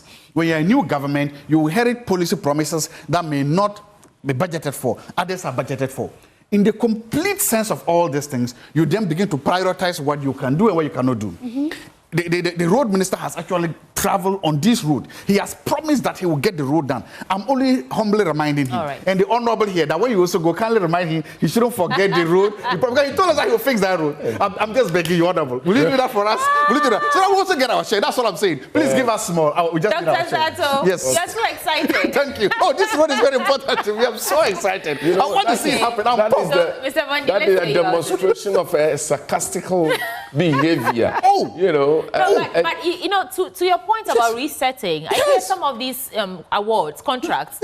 We've not seen contract activity on these roads. So there's a possibility that they'll be renegotiated. Look, there's no contract. The road has. I'm being honest with you. That road has been awarded. There's no contractor on it. Yes. In fact, there are some parts that you see some contractors on. From Lelexi to Polmai to Tumu, there's a contractor doing about 30 kilometers. No, that part.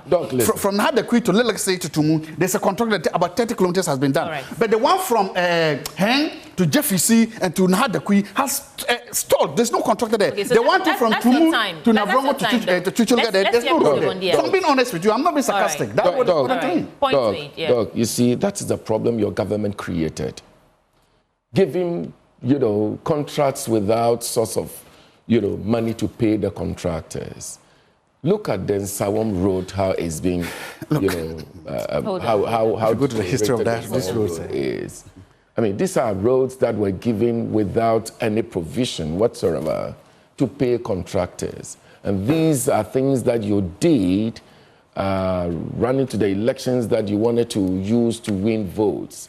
But Ghanaians knew your past, and so they were not going to vote for you. These are the things you did. Look, you guys came. His Excellency Nana Addo Dankwa Akufo-Addo. No, hold on. Breathe. Just try and take the bullets, because that's the truth. His Excellency Nana Addo Dankwa Akufo-Addo. The history of this road, the NDC, look, see, I don't always do partisanship. Okay, go ahead. People are listening and watching us, please. His Excellency Nana Addo Dankwa Akufo-Addo claimed he had constructed almost every road in this country. Remember, Nana Addo constructed most roads in this country more than any government. You remember those stories? Article, yeah. Today, you are here telling His Excellency Mahama to use big push to construct your roads. I thought you said you had constructed all the roads. In any case, that's a good news. Once the contractors are paid, all other sectors will have the effect of it, because then the banks will be resourced, and then other people can go there and borrow money and do business and so forth and so on. Now, let me tell you this. The big push is a project that will work. It's a project that is going to be massive. The road sector is going to have it, infrastructure, and so forth and so on. Don't forget, we have 4 years to be in government before elections will be held again. And so we're not going to tell you the big push is going to end tomorrow, and tomorrow. Big push is an agenda, is a program, it's a process that's going to happen. You will see it, the effect is going to be massive. When do we begin to see? So you see, my brother said that we said we're going to start. It's a conversation. Hold on. Our audience, and that's why I'm going to answer you. Okay, yeah. My brother here said that we said we're going to start the big push in June. Don't forget that, for example, the 24-hour economy has been launched, okay? The big push, June, could start with paper works and so forth and so on.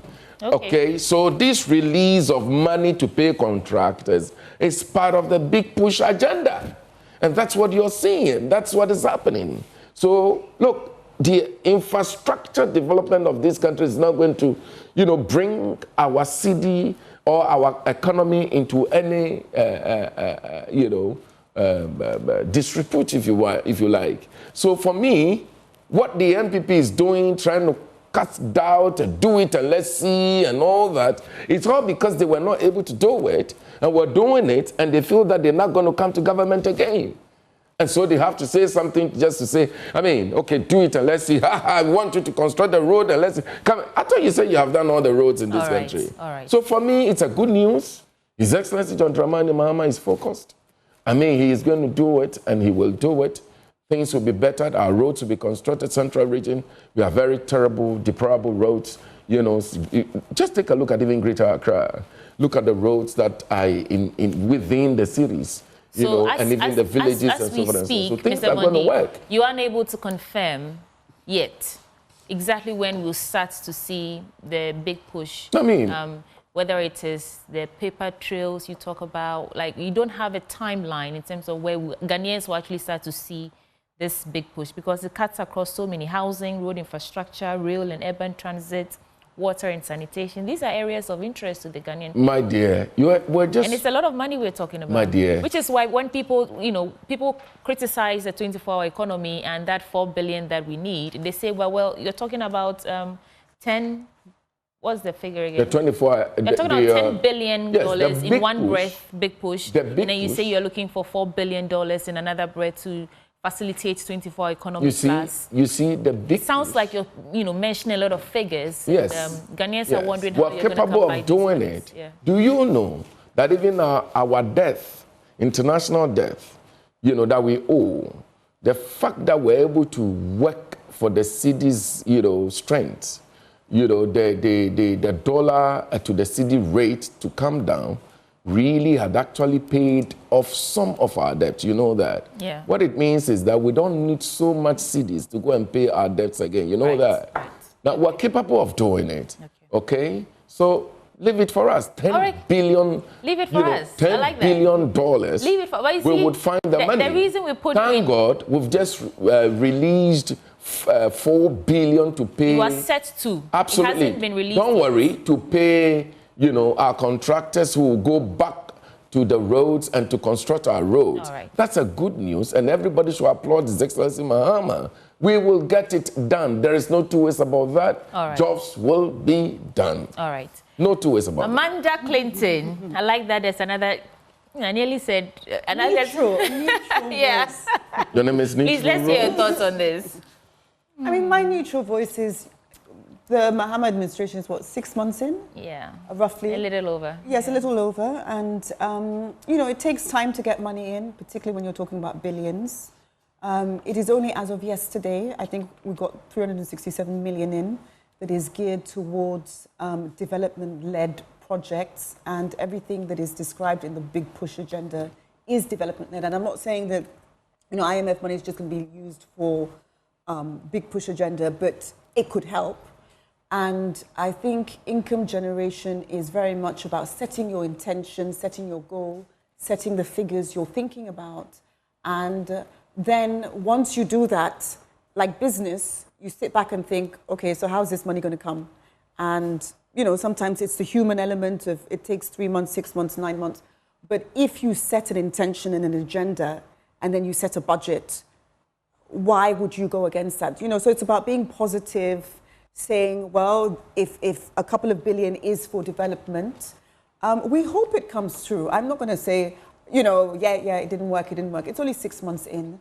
I hope that... Can we really still excuse them in terms of how much time they've spent in office? That was the excuse, for want of a better word. That it's only 6 months. In the first few months that this administration took over, when we're asking questions in terms of timelines, in terms of accountability, they'll say, well, they are only 2 months in office. Well, we are only 1 month in office. Well, I don't think After they 6 realize... months, can we really still use that? We can, because I don't think they realize how much they were going to inherit as a debt. So that is first and foremost. And secondly, they will pay at the ballot box in 3.5 years if they do not implement what they have called their signature move, which is the big push. So it is in their interest, because Ghanaians suffered, Ghanaians are suffering. one wonders how people survive off their salaries based on how inflation is in this country.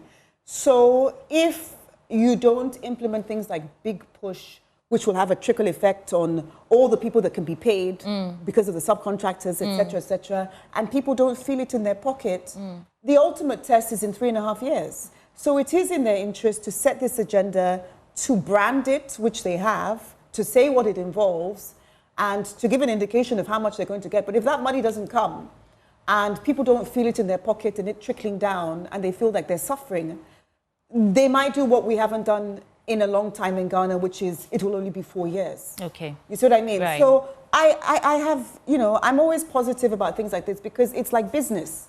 If you set an intention, you say, this is my business plan, this is how much money I'm going to pour into it, you know, give me a bit of time, blah, blah, blah. Let's hope it happens. Why would I wish that something like that doesn't happen and then so many lives will be affected? Yeah. So the ultimate litmus test at this point would be how they implement it. How they implement and whether it. or not it trickles into the pockets of the ordinary Yes, because Ghanaian. it is a very big brand name to say it is a big push. Yeah. And then you've encompassed this umbrella of all these key things under it. Yeah. And so if you don't do it and people don't feel it and it's just more talk and rhetoric and blah, blah, blah, it should be to your benefit in 3.5 years. So you should thank God. Okay. So whether they campaign in poetry and govern in prose, posterity will judge They want us to all. feel it in their pockets. I want to stay on you and give the gentleman time to breathe. Let's do one major story in your paper and I'll come to you later. I think I'll focus on a paper that we don't normally focus on the show, which is the Daily Democrat. It's leading on an interesting story, and because I haven't read most of it before, I'm going to cover it.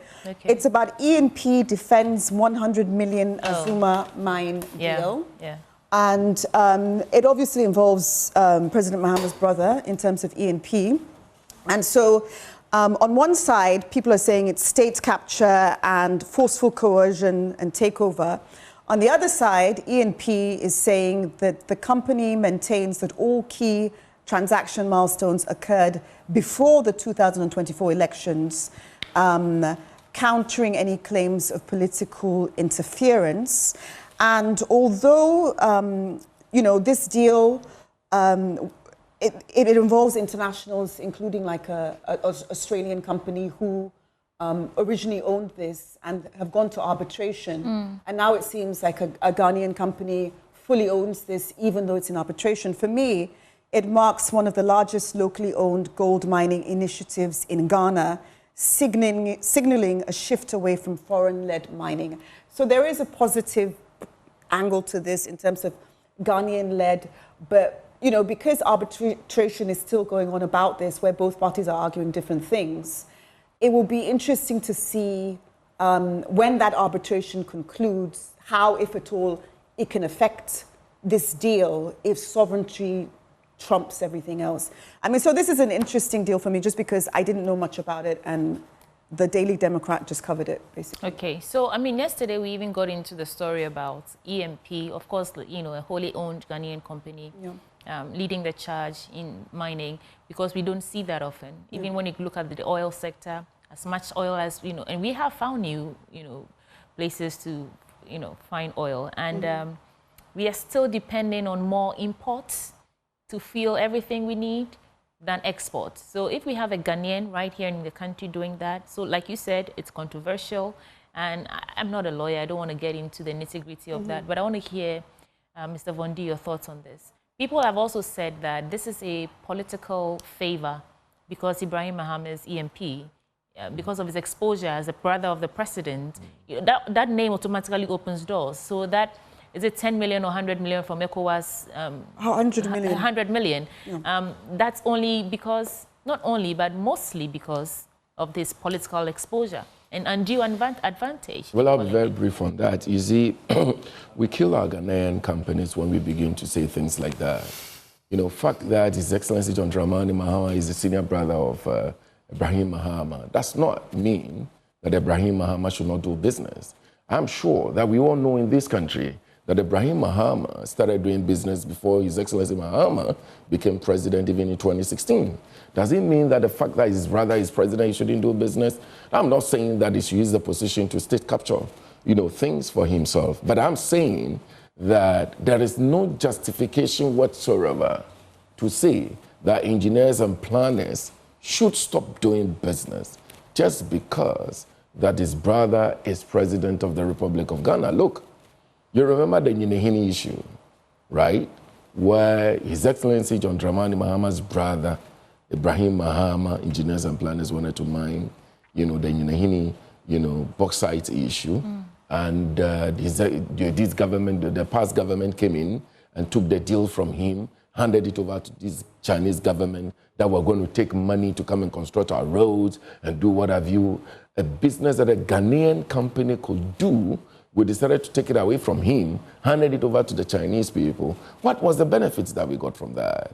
Again, Ibrahim Mahama's company, engineers and planners, are not companies that were formed just because his brother is president. But their credibility in terms of whether or not they can fund this has come under question. Look, now, according to Azuma, let me read this out. According to Azuma, he said that the claims made by ENP in the press are not supported by law. That's not what I want. Right. So when we sought to maximize the involvement of Ghana companies, ENP offered to provide more than $250 million in funding, but to date, they've only been able to provide $4 million.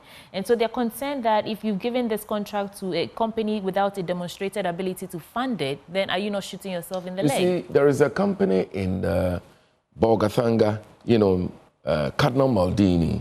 It's a mining company, and Ibrahim Mahama's company is a local, contractor mining that. And you know that he's doing a lot of job for so many other companies in this country. He's a big businessman. If we cannot give these opportunities to our own people, when are we going to grow Ghanaian person to become business? So and that's that is the why, question. for example, should we give the project to someone who can deliver or someone who is ours? No, the point is that there is a question between listen, a wholly owned Ghanaian company or someone who has a demonstrated ability or funding capacity to actually deliver? You see, there is no evidence whatsoever to suggest that His Excellency, Ibrahim Mahama's company is not capable of delivering. There is no evidence. So somebody should show me that a job is given to Ibrahim Mahama and he was not able to deliver, and then we can talk about it. Okay. But there is no evidence. If you want to run the gentleman down, you're doing nothing. Because you see, there is no evidence whatsoever that his brother gave him money that belongs to Ghana. Clarification. There's no evidence. Azuma offered to sell the project to ENP for $100 million in May 2023. So this is not a case of some sort of, hostile takeover with people who didn't want to let go of the company. I think they had a $5 million tax or something like that, Ghana Revenue and Minerals tax. Yeah. And different things. So they basically said they wanted to offer it, and then it moved from 100 million, but then I think as of mid-2024, they said they were going to do triple the amount, which meant that ENP took it to arbitration. So in fairness, this is a company that was up for sale. The original amount was 100 million. All of a sudden, they were moving the post to 300 million, which is why ENP first took it to court in the first place. And the irony, I think, at arbitration, the foreign Australian company was talking about 100 million, etc. And now ENP can do that because they've just secured a loan as of July 2025. Oh, this year. Okay. Yes, I want to speed this up. If you know how these things work, okay? Just quickly. If you know how these things work, okay, you only need to show good books. And you can go into the capital market anytime, anywhere, to raise money to do this kind of mining. And Ibrahim is a very serious businessman. Right. So nobody should run it down. And I am so worried when we begin to run our Ghanaian companies down because the political agenda is really wrong. Right. So it's wrong. Dr. Zato, let's hear you out on this. She's making a point. It's wrong. She's trying to say both sides, so she's being neutral. I have to. Yeah. No, not you. I'm talking about, who are making all capital out of nothing. I am confident he disagrees with both of you. Go. You remember Data Bank? Yes, I remember Data Bank. You remember Ken Oforiatta? I know Ken Oforiatta. You remember Nana Akufo-Addo? And then you remember Achem Mafia. Okay. for almost 8 years, that was a very, very simple, linear argument. Of course, there was a trace to that. We all know that. No, Mr. Bondi, let's hear him out. We all know that. Data Bank, Ken Ofori-Atta, Akufo-Addo, Achim Mafia. That was all you needed to know. I don't know a lot about this thing. There's a lot, there are legal things going on. But I just wonder, anybody watching, anybody, just remember this. Ken Ofori-Atta, Data Bank, Ken Ofori-Atta, Akufo-Addo, Achim Mafia. Just remember that. Just keep that. That is all I want to say about that. But you were talking about stories I want to move to. Yes, there's a story here. This is Mohammed's LGBTQ. I hope I get. Mohammed's LGBTQ plus abstention warrant. You see, again, let's go back and look at the whole debate coming to the elections about LGBTQ. Sometimes, see, governance is difficult and complicated, especially when you are in the international community negotiating. Sometimes it's about values, sometimes it's about things. And the international community and your negotiating partners can come at you and make demands. Some of the demands could be financial, some of the demands could be diplomatic, or some of the demands could be soft targets like LGBTQ. We all know all over the world, governments have used LGBTQ as a bargaining chip. Akufo-Addo did not sign the LGBTQ. He didn't sign it. The government savaged him. Look, even if we start playing the videos from morning to midnight, we'll still see the videos. They savaged him. Today, you are in power. Today, you had a chance. All you have to do is that vote no. That is all. Don't do anything. Just raise your hand and vote no. Or just raise your hand and vote yes. But the government could not muster the courage to take a stand. As a country, we haven't yet, we don't have a fixed position because you cannot call, you cannot call a law into question or into defense because we don't have a law yet. Look, we have a bill. It doesn't matter. And they're counting me down. No. What the point I'm making, this is important. When you argue that you are against LGBTQ, when you tell the whole world that when you come, we have government ministers say this. All you needed to do was to just raise your hand and vote no. All you needed to do was to look, in times of serious critical moral crisis, the hottest places in F are left for those who cannot decide. We had to decide. We have betrayed our values. We have betrayed the church. We have betrayed the mosques. We have betrayed Ghanaians in abstaining from this because we are telling them that we don't have a position. Meanwhile, we do. You cannot meet Catholic bishops and tell them that this is our position.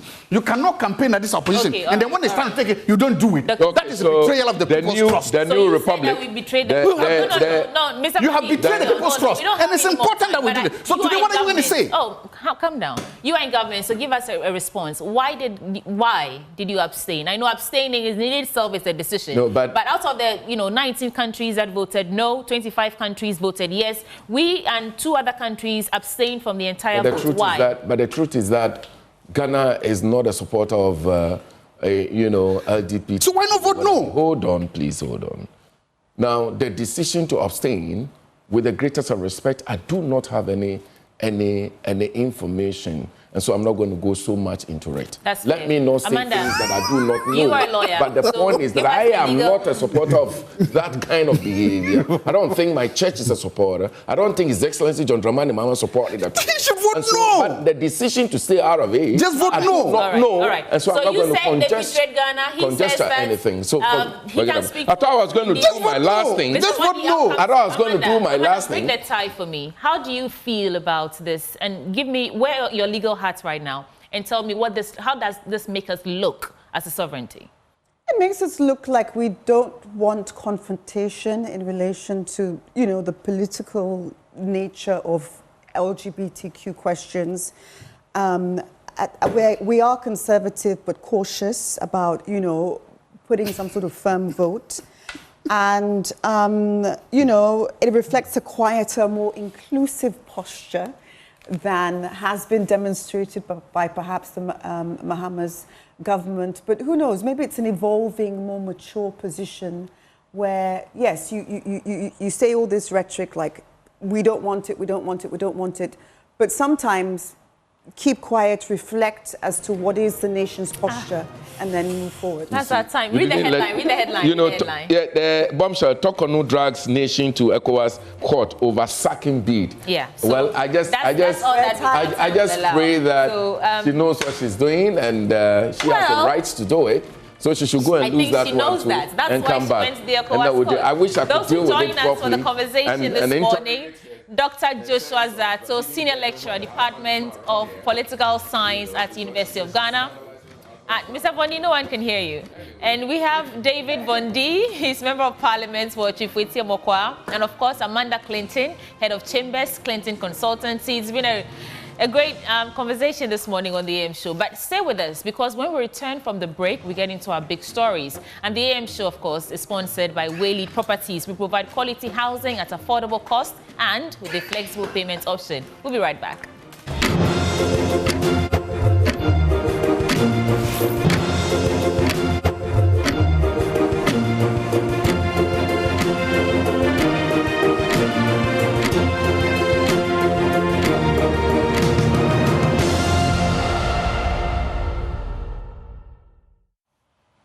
Welcome back to the AM Show, and let's get into our big stories for today. And in our big stories for today, we are going to be talking about something that's quite sensitive for all of us, because I can imagine how many of the children out there will be going through the problems that we're going to be addressing. And it's interesting that we're going to be doing that discussion with someone who's so proud of having decided that he will live his life promoting the welfare of children. And he loves Ghana as well. His name is quite intriguing, but you would love it. Now, more than 40% of children born in the eastern region of Ghana do not have childbirth registration, according to the UNICEF data on birth registration for 2024. And I bet that it's only eastern region, and that when you go to western region, when you go through central, you probably find the same thing happening there. Now, what is accounting for this phenomenon, and what is the risk for not validating the identities of these children in that region? We'll look for answers today. And to help us do this is, okay, let me leave it to Sweetie. I guess that she's very drawn to the name of this gentleman we're going to be speaking to. Shame on you, Kojo. But our guest today in the studio with us is Ghana Makkawi Khogali. Did I get it right? Correct. Very well. Welcome aboard. Thank you so much. Yes, thank you so much for having me. Okay. Right. And you are the country representative of UNICEF to Ghana. Okay. And you have been in this position for 2 years. June 2023 Correct. to now. And so I know when I ask you what UNICEF is, you have so much to say, because you have been with this particular fund, not just the UN, UNICEF, for decades, to put it succinctly. But I want to find out, or I want to start the conversation with the angle of how close do you think you are to achieving your goals? What are they? And you can situate it in the Ghana context. What is UNICEF doing, and how close are you to actually achieving those goals?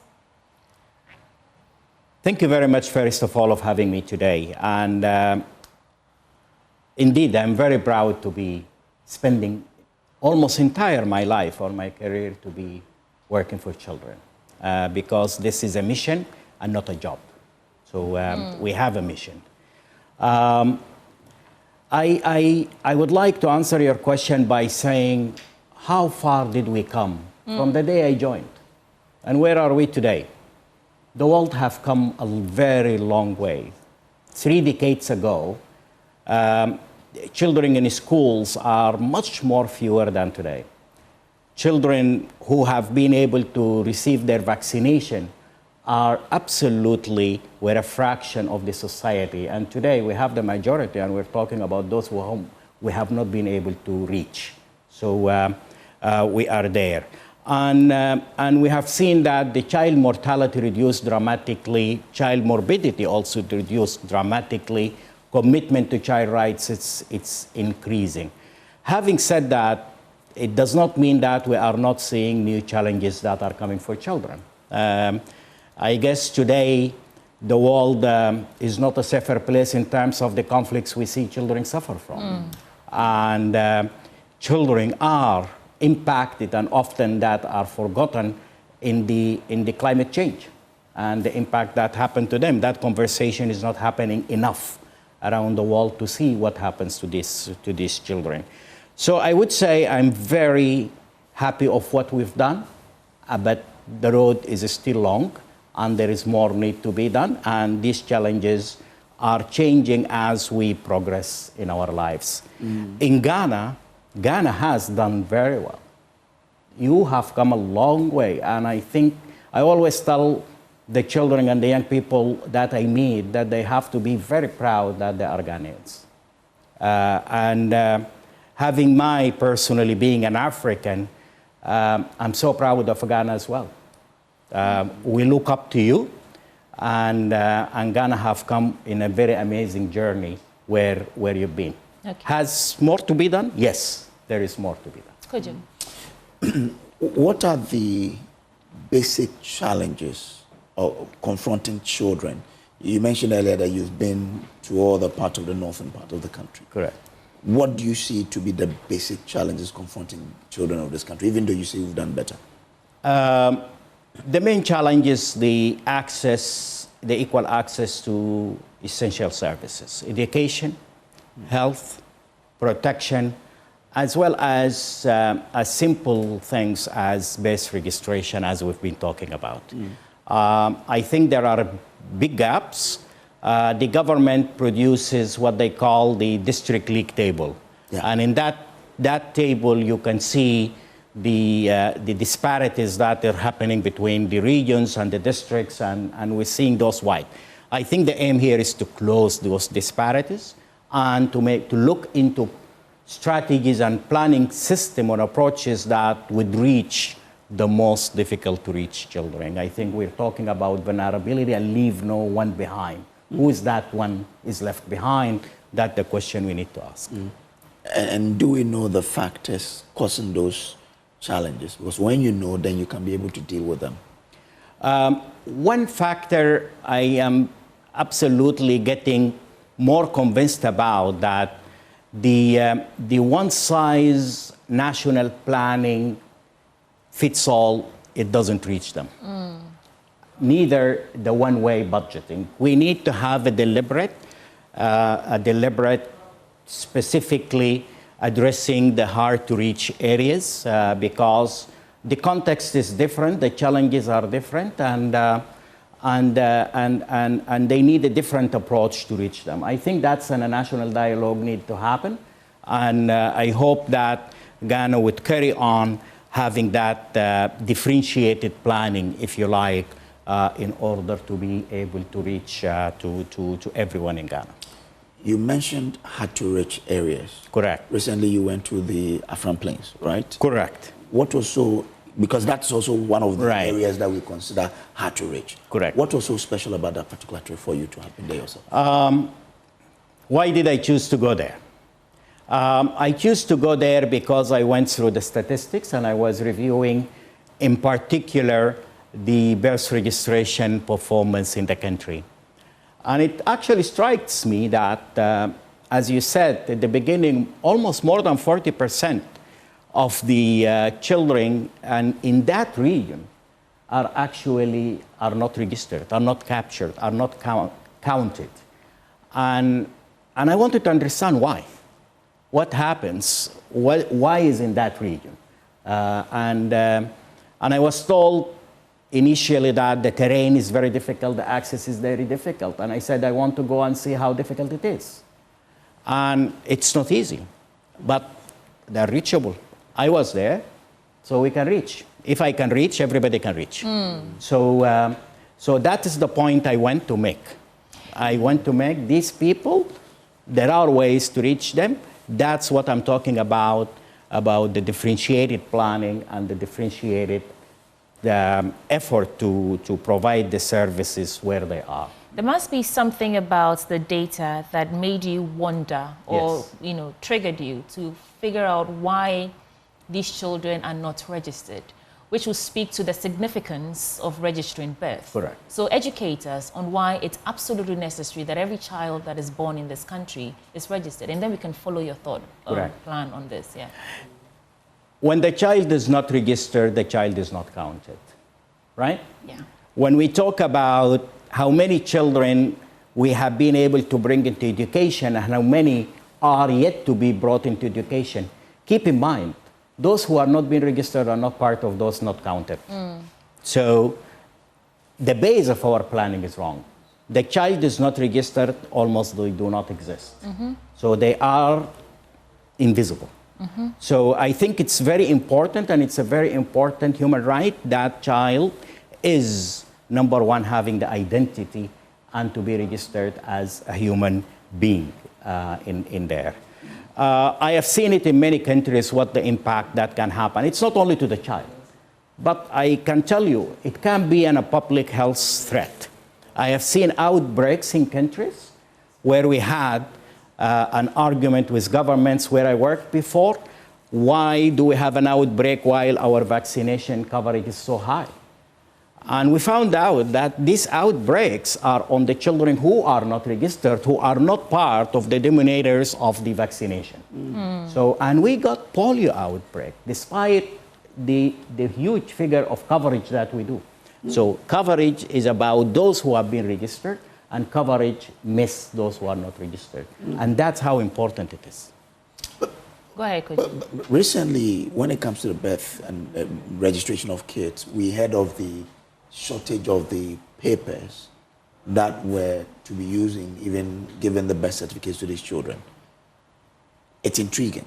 Yes. Can you confirm that, or do you have information that that probably is one of the reasons why they are not able to register these children? And what sort of support is UNICEF giving in that regard? I think let's not minimize the problem on the absence of the papers. I think the problem is multifaceted. Okay. But let me say, beginning by, I always say, birth registration is a low-hanging fruit. We can do it, and we can do it very quickly. It's just need us to look deeper and looking into the issue and looking into the system. Secondly, I strongly believe, after I came from there, that perhaps we would like to look back and review of the births and deaths registration systems. Is it the best system we can do today? Because the system is expecting a multi-sectoral collaboration from the health sector and the education sector. There is a lot need to be done, but is it the best way to actually reach out to those? Many problems. For example, staff. I have been to districts where the birth and death registration staff is only one person, one lady I met. And the budget is quarterly, and it's too small to actually be able to do anything. So I think we need to dig deeper, and I am sure that there are a lot of solutions and low-hanging fruit that can be done.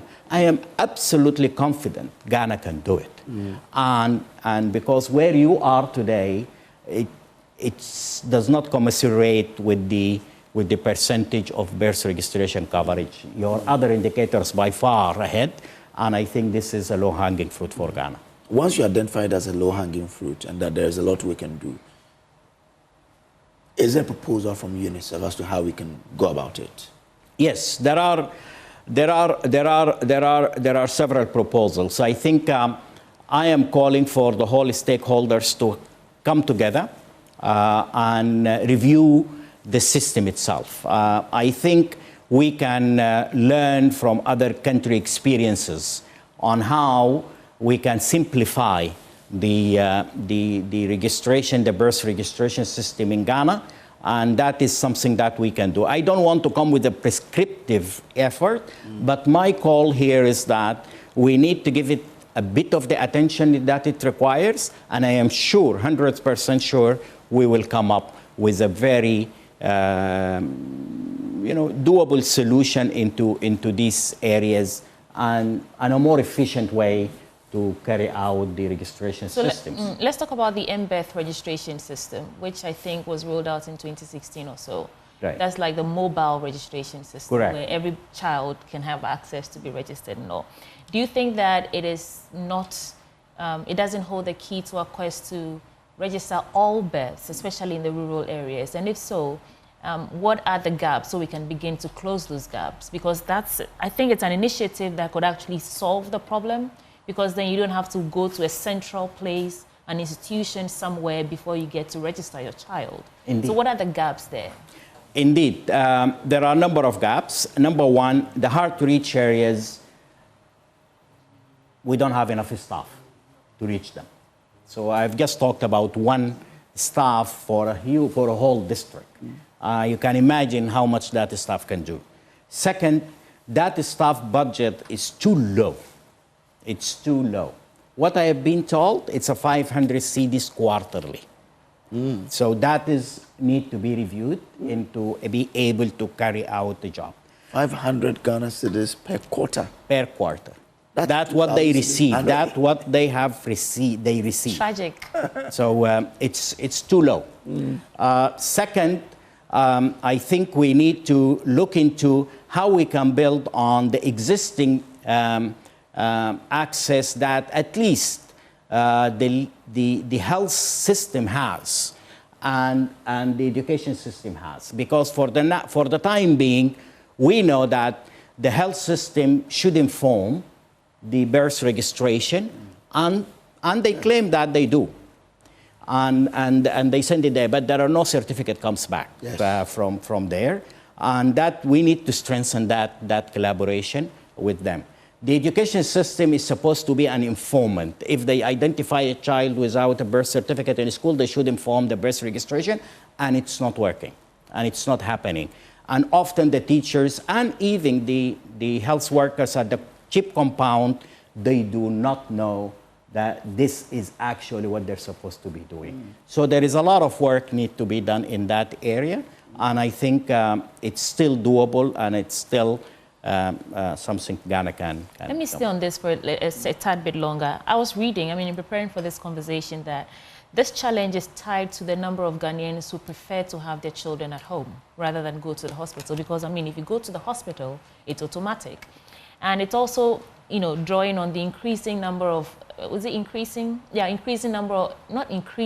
number of uneducated women we have who would deliver a baby because that's how it's been done. Don't forget, we're coming from a deeply cultural setting. As Ghanaians, we used to love or we adored women who, when delivered by themselves, they say you're a strong woman, the gods are pleased with you.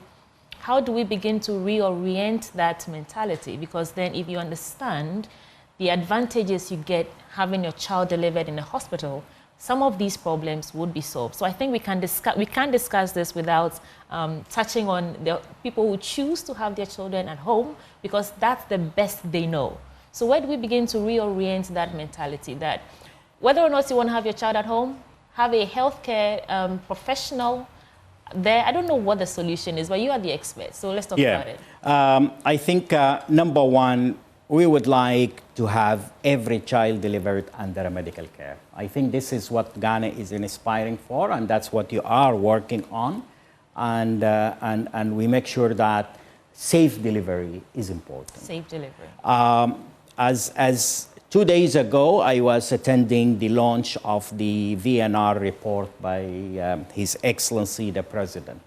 Okay. And one of the very striking statistics came into that report, I think the report is public now, is about the stagnation on the progress on the maternal mortality in Ghana.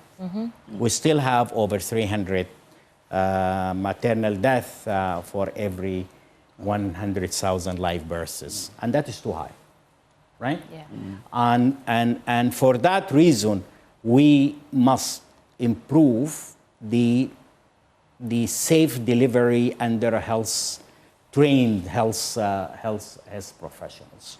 I think that is a core objective, and it can't go in isolation. If we achieve that, then we automatically are able to have a much more increased number of children that are being registered. But nevertheless, even though that who are delivered at home, we're talking about communities like the one I've seen. Everybody knows everyone. Yeah. Even that health worker in the CHIP compound, despite the fact that there are very few, only one, what I've seen in these places I visited, that person can still be, with the collaboration with the chiefs, with the local community, they can still register this. Okay. They know who delivers and who the new baby in their communities. So ways are there, collaboration is there. That's why I'm saying it's a low-hanging fruit. You can do it. Okay. But let's still stay in the Afram Plains. Correct. Aside the birth registration, what other key observations did you make with regards to children in those areas? A number of them. I think the major challenge is the access to services, as I said. It's not only the birth registration, but it's also to the health. I have seen the CHIP compounds, which, by the way, built by the communities themselves. Okay. I have seen schools, and schools are also built by the communities themselves. And the one that I just left in Bombata was they are building, finishing up their first police station. So, when you say built by themselves, you mean the community people themselves? By the community. Wow. By the community. Yet, having said that, the number of staffing is very, it's a challenge. Is a challenge. There are villages they don't have a midwife at all, and there are villages that they have only one nurse is there. I have asked about the essential drugs and treatments are there. And to be honest, I haven't come across a major gap in the CHIP compound that they said we have. Because simply, it's very interesting, because they have the zip line. And the zip line are able to deliver to this. So we use technology for that. But the problem is, in this CHIP compound, there are no equipment. I have seen a midwife who will squat in order to deliver a woman, because simply there is no delivery bed. I have seen that they lack equipment like the gross monitoring equipment and the others. So the question here for me when I came back from these places is more of an equipping the CHIP compound than just the drugs, which I really appreciate that they have the minimum drug lists that are there. Education is another one. There are no GHS in many of the places. I have seen children who walk up to 15 kilometers every day in and out. And obviously, these are the ones that they will drop out. And guess, when they drop out, what do? They work. Yeah. So these are challenges and the number of staffing. I like the incentive that the government is really putting in sense that to have those professionals to work in these very hard to reach areas. But I think that we need, in terms of the implementation, we need to strengthen it much more. I have seen in the health system, they have a system on which that and a promotion can be faster if you go to very hard areas. I think we need to look into that. There must be a good incentive for these people to go and live and serve in very hardship areas. And I understand that also now the Ministry of Education is coming with the 20% salary incentive for those who are accepting. I hope that would also make a big difference in that. But we need to look into differentiated planning into this. Let's talk about collaboration. In terms of the Ghana Health Service, the Ministry of Health, are you collaborating with any of these ministries or agencies to ensure that we scale up the impact of the work you're doing here? To begin to change the narrative in terms of how many children actually we can help. Yeah, I as UNICEF is a United Nations Children Fund, and Ghana is a very proud member and respected member of the United Nations. You said that twice now. I do. I feel very privileged that I am in Ghana. Okay. Yeah, and what we do and our job is basically to support the national system to be able to deliver the services and the progress that they aim for the inspiration of the country. And Ghana has the right inspiration, and I think it's going in the right direction. There are always going to be an area of or adjustments as we go, because the context also change and the world around us is changing very much.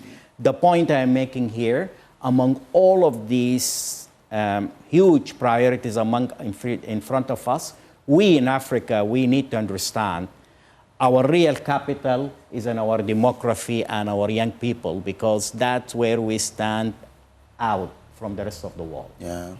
We are a young society. Yeah. And this young society is an asset if we take care of them today. And we absolutely need to guide that for a future leadership if we want to go ahead. So it's an investment. Wherever you put in children is an investment. And we're talking about development. Development is always about future dividend. And who is your future? You need to invest today for that dividend in the future. Children must be central, because priorities are really competing nowadays. And I want everybody to be a voice of a child, including you. Mm-hmm. Yeah, which is why I was trying to see if we have any active partnerships or collaborations. With the government? Yeah. Oh, yes, indeed. Everything we do is yeah. through the government and the ministries. Okay. So we implement in health, we support the Ministry of Health and the Ghana Health Services, okay. also in education, and we have great partnership with the Ghanaian institutions, and we're so proud of that. Okay. In terms of what you saw there, what is your expectation, or in terms of how quick you want the situation changed, for those places? How quick I want?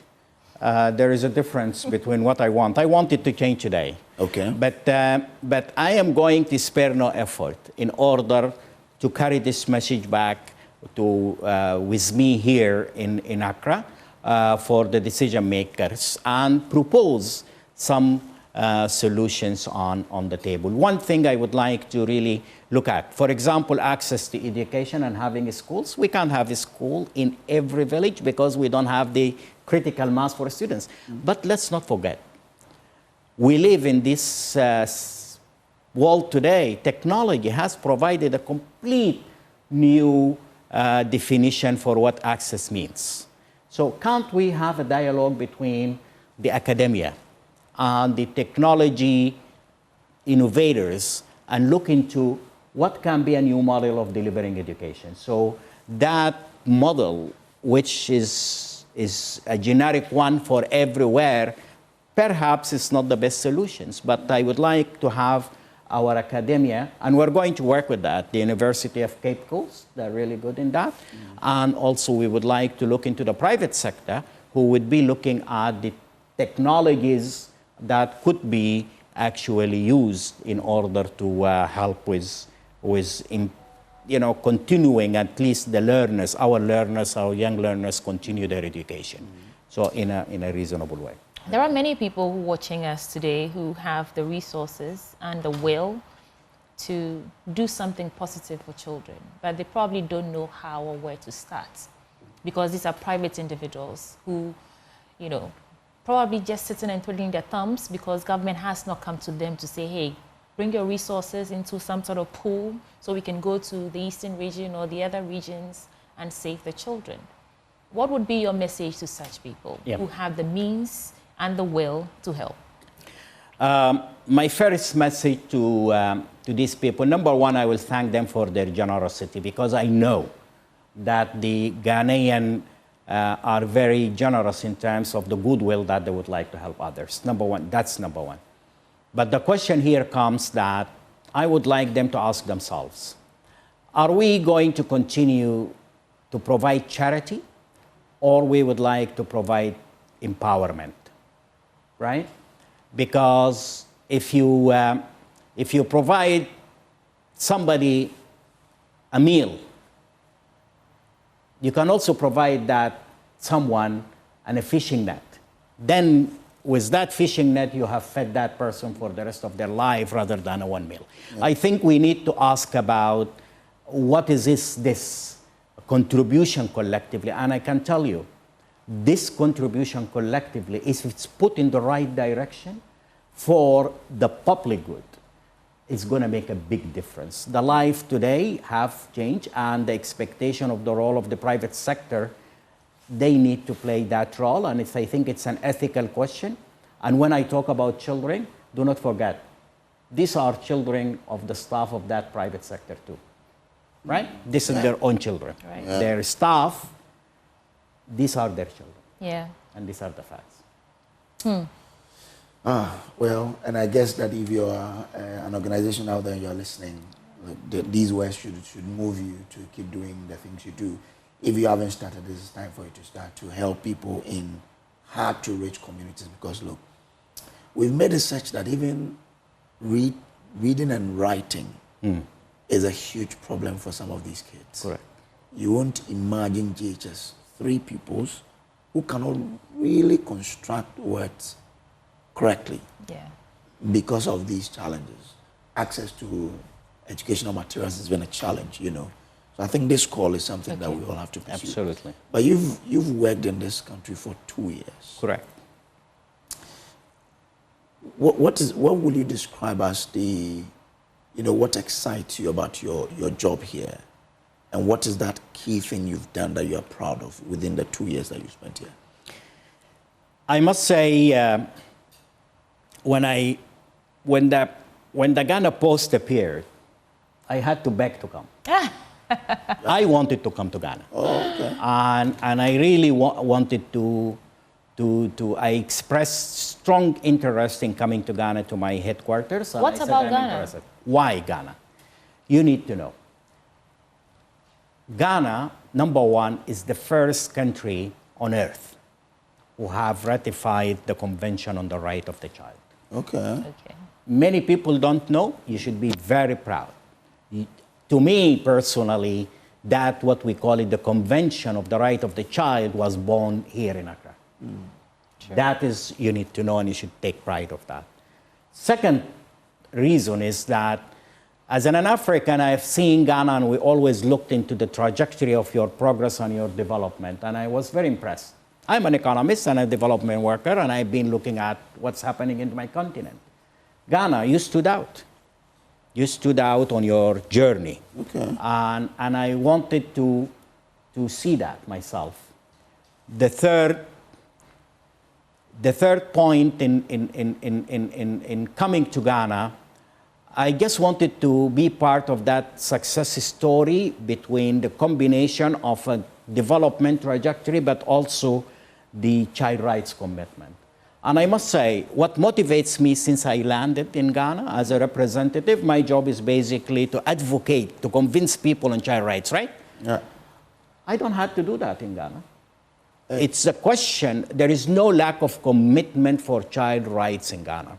What is there, my conversation is the affordability to implement all these child rights and every child get their right. So I don't have to convince someone in Ghana to say, children have right for education. That's absolutely not a question in Ghana, do you? No. Isn't it? Nobody debate that. But how can we make sure that every child have an opportunity to learn? So that is the conversation. So for me in Ghana, that is an inspiring, and I'm really happy to see. And that's where I see that Ghana can absolutely lead, as it always does. And I always say, Ghana, you are a trendsetter. You have set the trend for the world to follow on the CRC, on the Convention on the Right of the Child. But you are also a trendsetter for all of us here in Africa. We look up to you. So for me, if Ghana can't do it, I think Africa would be less enthusiastic and to go. So we have that commitment for the whole continent development and changing the face and lead by example in Ghana. So that inspires me. Okay. Yeah. This is more like when you have something, you don't appreciate it, but someone somewhere appreciate what you do have. I mean, a lot of us in Ghana, look, even when you speak to people today, they say, oh, we have given up on Ghana. But this is inspiring. Yes. To hear that apparently we are like the torch bearers for a lot of these African countries in a lot of things that we do. It's quite good to hear. But despite the fact that you paint this very beautiful picture about Ghana, you definitely see some of these challenges. Yes, there are. You've told us a lot. So how do you still stay strong in the face of all of these challenges as a representative? Because I am absolutely confident that in Ghana you can do it. I worked with all the Ghanaians, whether they are in the senior or the lower level, and I looked into the mindset in Ghana. And I think for me, development is a mindset. We can do it. We can do it. We often talk about asking for additional resources. But for me, efficiency on spending is a resource mobilization strategy. It avails you more resources. So we really need to look into how do we spend, where do we put our priority setting, and how our expenditure goes. In that, missed opportunity on resources, on inefficiencies, might be more than what we can actually mobilize. I don't know, but let's try it. And I am quite confident that our challenges in Ghana, that the solutions are there. The second one, and I'm doing it with the Joy News actually, or with you, that our communities, I have seen it in the central region. I think that I don't want to spoil what's going to come up because there is a documentary being built up for that. I have went to the central region and I went to the villages, and I have seen challenges in particular related to the early pregnancies and also to the work of children absenteeism from schools because they work with their parents in the farms and so forth. I have seen some communities found a solution for this.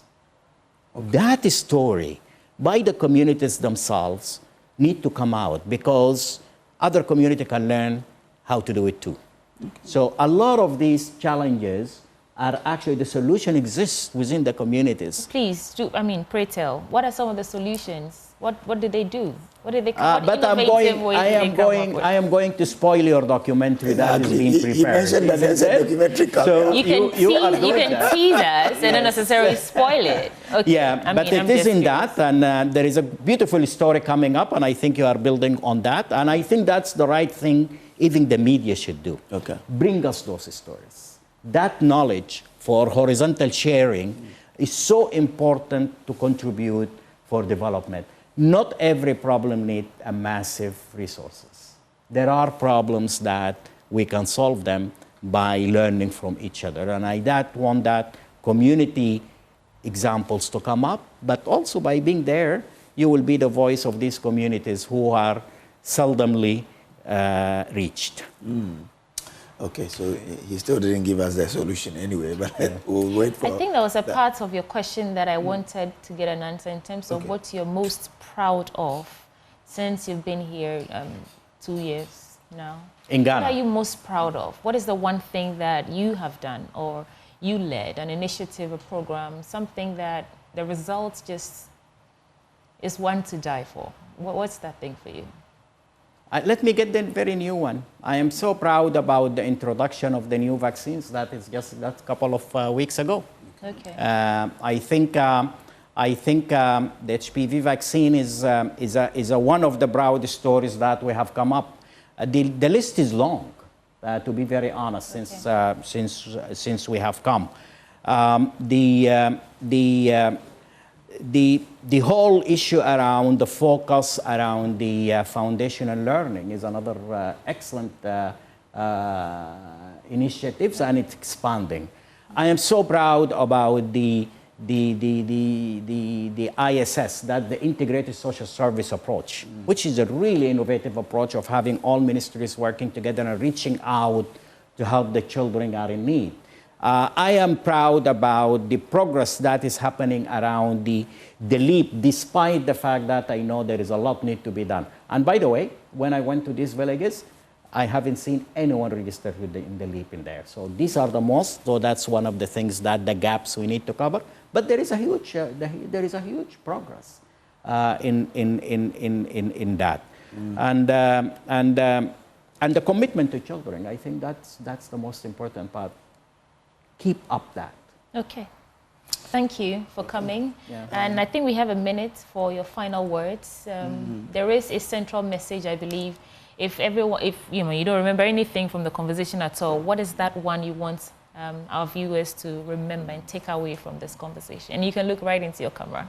Yeah, I think the key message is I would like to make sure that the national planning and budgeting system need to be revisited in order to reach every community, especially the hard to reach and those are live in those islands.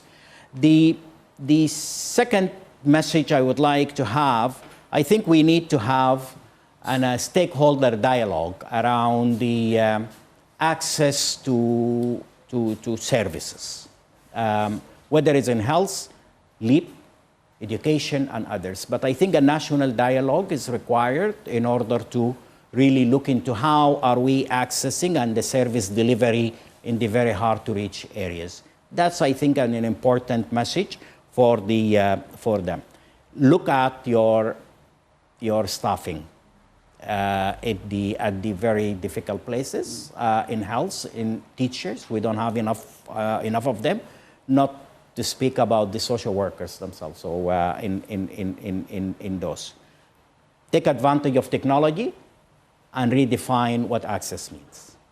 You know, there was in the course of the conversation, I said something about how we are cultural people as Ghanaians, and I want to put you on the spot here. Often we find ourselves at the intersection between what's legally and morally correct and acceptable globally, and what we come from, what our way of life was, culture, traditions. So I think a year or so ago, there was a child who was betrothed to a chief or a chief priestess of a sort. She was at school-going age. Right. And it became a controversial topic as to, well, it's chieftaincy. That's what we do. We betroth young women to big old men, you know, so that they can become wives when they grow out of age. And then the issue about, you know, disciplining children, like caning children in school, which has also become a topical one. I know that we've removed corporal punishments from our school system, but that system where when a child, instead of positive reinforcements, we just cane the child, you know, maybe it's just quicker. I know.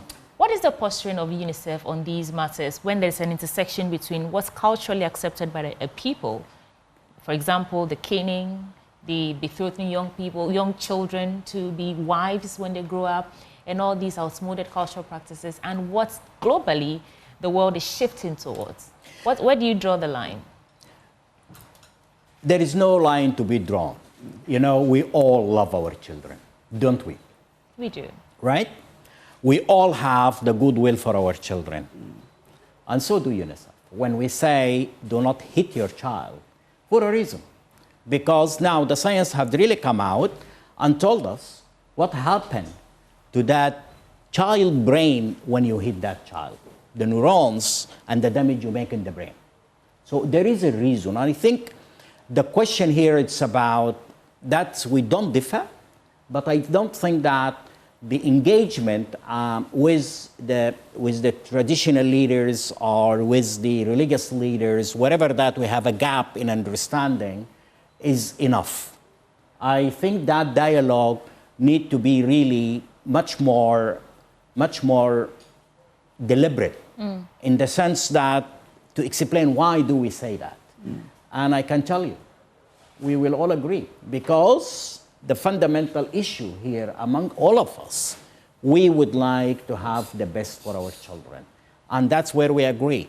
And explain back and forth and have dialogue. So let's have that dialogue in a much more sustained and deliberate manner. And I would like to have that dialogue to really be a Ghanaian dialogue. Let's have our scientists talk to our traditional leaders and to educate. It's a question of gap of knowledge, and I think that's what it is. Okay.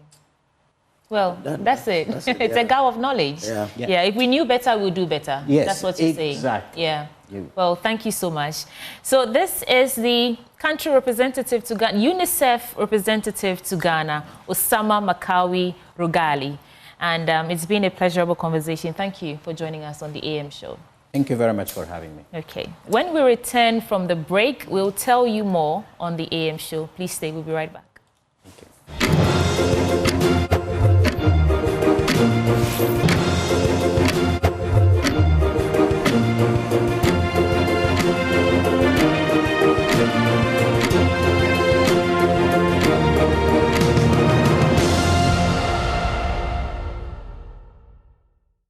Ghana's eastern region, lush green mango orchards stretch into the horizon. These trees produce not just fruit, but livelihood, export, and opportunity. Yet, post-harvest losses and supply shortages are threatening the industry's full potential.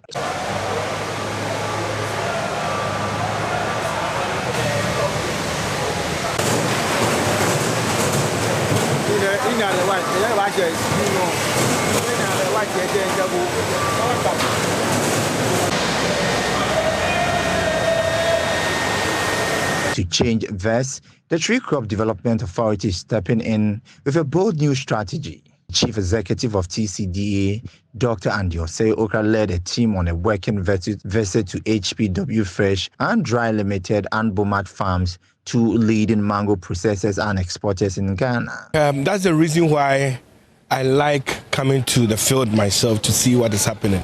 And I must say I'm impressed, motivated and encouraged coming to HPW to see the level of production, the kind of work they are doing, the number of people engaged, the process in terms of operation and production. So I'm impressed, and I must say that as government and as authority responsible for ensuring that they get the raw materials to work, we will do everything possible in line with the President's resetting agenda to ensure we feed the industry. Because looking at the production levels that they are doing, the kind of products they are doing here, and sending some outside, largely their product going outside and depending on Ghanaian products, Ghanaian mangoes. I was amazed what I saw, the production that when we get the mangoes that have come here are all coming from Ghana. And that shows that if we continue to increase production, then there's an industry to pick these raw materials and process them, and then they can send it out. We've seen the number of people engaged here. Mango production in Ghana runs in 2 seasons, with a peak between April and August and a smaller harvest from November to January. But the irregularity in supply presents major challenges for processors and exporters. Been in Ghana since 2010 with our factory. Before then, we were exporting, or we were into the export and the purchases of fresh fruit. Now we have the largest drying facility in West Africa with 25 huge dryers installed. Our products are just dried fruits. We take fresh fruits and convert them into dried fruits, which can last for up to 18 months or some even 2 years, depending on the product. Our idea is to make fruit available to all classes of people. Take away all the peeling and the soiling of your hands with wet fruits to still enjoy snacks as fruit snacks in their dry stage. One crop is mangoes, dried mangoes, which makes up 65% of our turnover. Second one is coconuts, dried coconuts and all its derivatives, coconut snacks, coconut oils and other things. And then we have pineapples coming in third. We also work with banana, papaya, passion fruit, any other fruits that we can find in the market. We make mixes and okay, currently we are producing mangoes. Our installed capacity is about 130 tons of fresh fruit a day. That's 130,000 kilograms of mangoes a day. We are working the factory just around 120 tons a day. Well, I'm happy TCDA is here today. We are major stakeholders in the Ghanaian food sector in all the crops that we are dealing with. I believe our daily consumption of 120 tons of fresh mango is a major volume for the Ghanaian food sector. Why I am happy with TCDA is, one, they would have to bring some regularize a few things in the industry. The industry needs help. We as processors and stakeholders have been doing our bit, but it doesn't cut across. So what I want to see TCDA do is to have an oversight of the industry, to take care of the production, or to be involved in the production of fruit by adopting good practices that is done elsewhere. Because Ghana mango is not different from what we have in the sub-region. The only challenge we have with the Ghanaian fruit is, in my opinion, is too expensive. because we have footprint in the whole South region, and the Ghanaian fruit is just expensive. This emanates from things like yield, and also the input cost they have to implement, the input cost they have to apply on the farms, the yields they get. To respond, TCDA is pushing for improved agricultural practices, better research and extension services, and increased access to quality planting materials to expand and stabilize output year-round. And largely, the women working here, women forklifter, women engineer, women that, this is what we are talking about. Already they are operating in 24-hour policy, 3 shifts that we have seen here.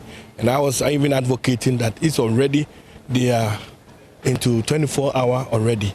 Then as we intend increasing production and the numbers are going to increase, then he will continue to add more and more and more. So with Ghana eyeing more value from its agro export, stabilizing mango supply means more than reducing losses. It means jobs, foreign exchange, and industrial growth. For Dr. Andy Oseokra and the Tree Crop Development Authority, the message is simple. Every mango matters, from the tree to the table and from local farms to global markets. I must say that HPW, we are impressed, and then anything that government will do to ensure that they get the raw materials and the necessary conducive business environment for them to flourish, we at TCDA would help them and make sure that they get those things to do. And I must commend the leadership, especially the MD. And as he indicated here, there's no hierarchy here. All of them, all hands are on deck and they are working. I can see that the people are very happy and everybody is working. So I want to commend the MD and the leadership for what they've done. I believe that we recommend this for many and most of our processors also to emulate that. And I think that because of them, the TCDA's mandate in line with the researching agenda will be achieved. General Manager of the farms called for strong partnership to keep the sector running. PW has grown over the years. Our principals trust us. It's fully Ghanaian managed business. Our principals in Europe trust us, and they support us with growth. And whenever we are writing a new strategy, they of course, they will punch holes in some areas, but they are very supportive in this. So far, or as of today, we are 2,047, but it's because there is raw material availability. That's why we are this number today. From August, the number will reduce. It will shrink by 30% because there will be less fruits available to process. And when there is not enough fruits, then of course, one thing also TCDA can support with is the investment in the supply chain. You know, Ghana has very big orchards. Ghana has the biggest orchards in West Africa, according to our estimates. But we lose a lot of fruits because the season is, the variety is narrow. It's just one dominant variety. Everything comes together at once and matures at the same time, and nobody can absorb everything at the same time. So what TCDA could do is to invest in the supply chain, help the farmers with the infrastructure to their farms so that they can bring goods when they are ready on time to areas where our trucks can go in and pick them up. Secondly, if possible, they can invest in cool chains or at least warehouses. You know, warehouses where they can store fruits for us to pick up. Of course, demand is so huge. Us alone, we need close to 900 tons a week. That is so big, you know. But yeah, a little investment there can help extend the season so that our fellow Ghanaians can, and I'm taking somebody's words, fellow Ghanaians, of course, our fellow Ghanaians can have jobs. I am always happy when I see the number of people working here and the impacts we're making in the communities. So I want to stress that it's not just processing and copying what somebody do. There are so many things at HPW we are doing with the crops we work with, not just drying and selling them as dry fruit. We have snacks, we have products that we have done innovations on that we are currently selling in order to sell more. You know, what people should look out for, in my opinion, is not just value addition, but additional value addition. You know, we have the habit of, oh, people are doing dry fruit, so let's all go and do dry fruit. But out there, dry fruit is a very competitive market. We have Burkina Faso, which is the largest producer of dry fruit, dried mangoes, especially in the world. You know, Ghana is not. Even though we have the biggest and I would say the most advanced facility here at HPW, we are not the biggest as a country. The biggest is Burkina Faso, our neighbor. We are very active in Burkina Faso because of our mother company. We are very active in Burkina Faso. If you want to go into the dry fruit and just produce dry fruit, you might lose out. Production cost in Burkina is cheaper. The raw material is a third of what Ghana is selling now. You understand? So anybody making a factory in Burkina, doing the same thing as you are doing here, dried mango, just raw dried mango, will sell it cheaper than you, will be much more competitive than you. What industry or what the government should look out for is addition to the value addition. Ghana's mango export market is a growing sector, with the UK being a major importer. Ghana's mango export experienced a 28% growth between 2020 and 2021, reaching $64.6 million. The UK, Germany, Switzerland, and Belgium are key importers, collectively accounting for a large share of Ghana's mango export. James Eshen's report for Joy Business.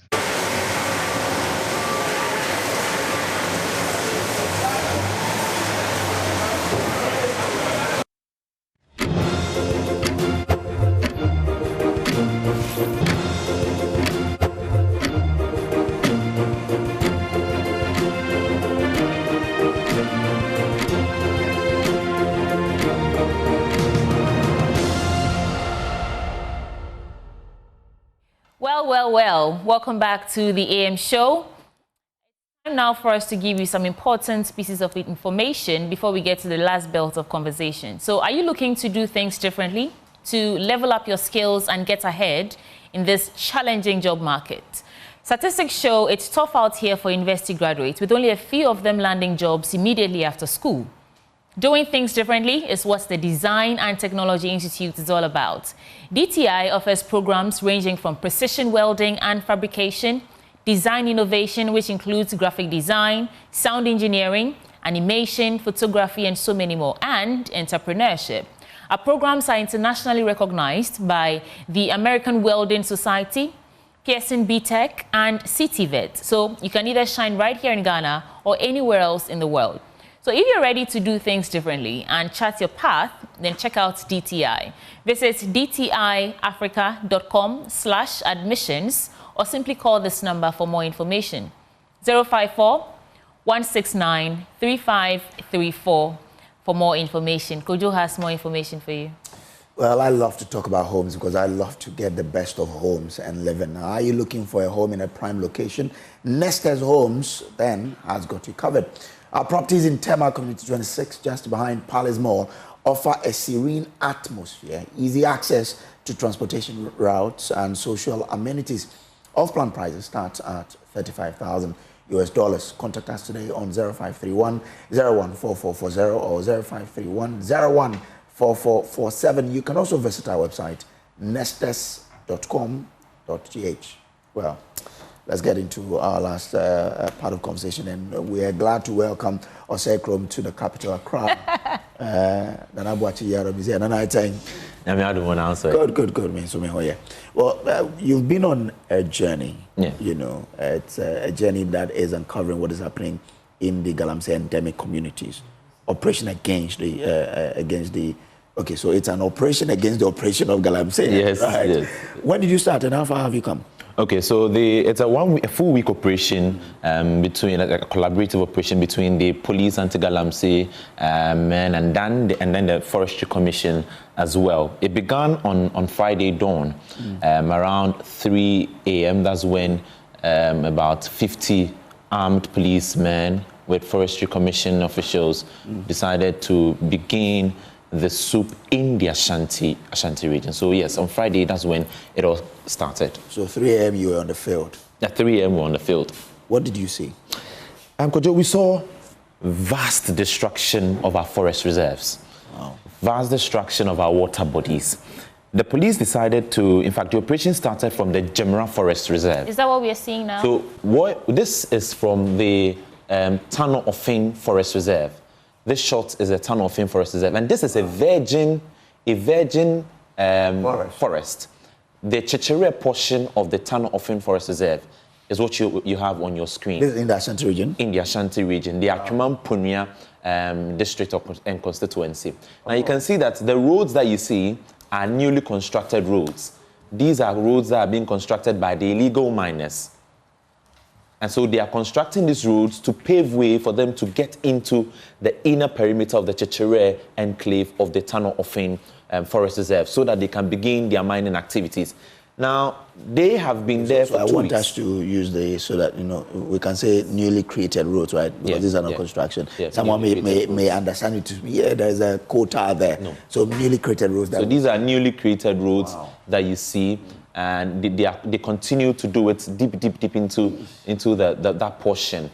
There are other shots that you see where they have even started mining already, but this is the virgin portion of the forest reserve. It hasn't been touched for years. You can still see the roads there leading up ahead. Yes, it has not been touched for many years. So are the forestry guards saying they did not hear or see people when they started creating those roads? So, Kojo, about 3 days to the operation, the forestry officials moved in there to stop them from mining. Unfortunately, the miners attacked them. They attacked the forestry officials, and about 3 of them were injured. This is what led to the forestry officials writing to the IGP and requesting more their men to come and join them so that they can enter into the forest. The reason why this operation was very much important is that this is a new entry point. Like, this is the very first time that illegal miners are entering the Chechere enclave of the Tano Ofin Forest Reserve. And you can see an excavator in there. So they hide the excavators in the forest. So when we're coming, they have whistleblowers in the community. And the whistleblowers sent the alarm very early. So they hid this excavator deep inside the forest and then cut trees on it to cover the excavator from being noticed. But then the police were able to spot the excavator right on, because the driver or the operator went off the excavator and tried running away. But as quick as we could, we're able to get the excavator, notice where it is, and then track it out. What happens to that? Where is that excavator? I'm asking because we've heard news about excavators magically flying and without a trace. So where is it? So far, they've impounded 7 excavators, and all the excavators are being sent to the Patasi Police Depot. As of yesterday... I see Zoom Lion. Maybe they are the importers. Is that just a brand? Yes, maybe they are the importers of this brand of excavator. Go ahead, Anna. Most of them that we see, we have that indication on it. Okay. Most of the excavators, Zoom Lion excavators here. Because of the JA plan. Yeah, Kojo, hold on. Let him finish on the 7 impounded excavators. So the 7 impounded excavators were sent to the Patasi Police Depot for police protection. We finished the operation this dawn as at 1 a.m. Okay. That's when we finished the operation, even before I moved to Accra. And as at 1 a.m., we drove about 2 of the excavators from the Tano Ofin Forest Reserve to the police depot. So I can confirm to you that as of now, we have the excavators over there. All 7 excavators in police custody. In police custody, with the 7 individuals also arrested, also being sent to Accra. Okay. What is the fallout from this operation? What does this even mean for a fight against illegal mining, Anna? I think that we are strengthening the fight. That's what the police will tell you. That's what the Forestry Commission will tell you, that they are strengthening the fight against illegal mining. Because, sweetie, what you see here, this is a village that has been created by the miners themselves. So we had to clear off all the wooden structures. In the wooden structures that are being cleared off, they have their beds, their gas cookers, everything. So they live in there. Now there's a V8 that you see in the middle, and you can see the doors are being opened. So apparently, yes, the owner or the individual who has made his way into this reserve owns the V8. And so he just flew out when he heard the police vehicles coming in. And so we're able to get hold of the V8 because he can't move Does that lead you to identify the person? Yes. I can tell you that without jumping the gun and then destroying the investigations that are being carried out, the ID cards of the individuals were all seized, and we have shots of the ID cards that were being captured. The identification, everything. And surprisingly, this person is not a Ghanaian. I was going to ask you whether he's a Ghanaian or not. He's not a Ghanaian. So from the ID cards that we got from the car, he's from Togo. Oh. Yes. You remember when the story about that forest area in western regions, Subri or so, that was destroyed, where we had other nationals were even there. So this confirms that we have. So, and then one individual, that the operator, the excavator operator that we caught, confirmed that apart from the Togolese who is part of the owners of this place, this new enclave, there's also a Chinese individual who is also okay. When you say owners, it sounds like a consortium of a sort. But exactly. Let's talk about that. So it's a cabal of... There's a group. It's not owned by one person. So there are about 3 people who own the place. Togolese and then 2 Chinese. I'm coming. You see, when we say owners, then it means that it's a concession they've given to them. Of course. Are they stealing it, and that we can describe them as the stealers? So I'm using owners just to make sure that, I clarify that they are the people in there, but not owners so to say that they own the place, officially own the place. They don't have official documents. Because the Forestry Commission official that we spoke to said that they will not give you this place to go and mine. So these are nation records anyway. So these are nation records. They will not, this place, nobody would tell you to go and mine over there. These are protected lands. They are reserves. They are kept from miners. But then they found themselves into the place, cut off trees, started constructing roads, and then going deep to mines. These are some of the individuals that we arrested. Wow. These are ecological terrorists, and they must be dealt with without mercy. So are you saying that the quote owners, none of them is a Ghanaian? So no, none of them is a Ghanaian. Wow. None of them. So there's this guy who you can see on your screen with a glet sort of, with a handcuff. He is the operator. So he's the Ghanaian who looks over the site for the owners. Caretaker. Yes. Oh, okay. So he's the caretaker and the operator of the excavator. Okay. So, what surprises me in this operation is that I think recently we heard of news that people are not supposed to bring in excavators into the country, brand new excavators into the country.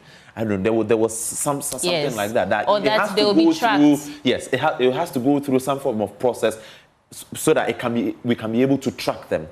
But surprisingly, these are brand new excavators. All the excavators we seized were brand new, 7 brand new excavators. The operator confirmed to me that this one that we took from Tano Offing came in just 2 weeks ago. Hey, came into the country. Came into the country. This excavator, you see, moved into the Tano Offing River just 2 weeks ago. Okay, moved into the river, into the forest 2 weeks ago. Just 2 weeks ago. Okay. Now, before it gets to the forest, it has to. Where is this excavator coming from?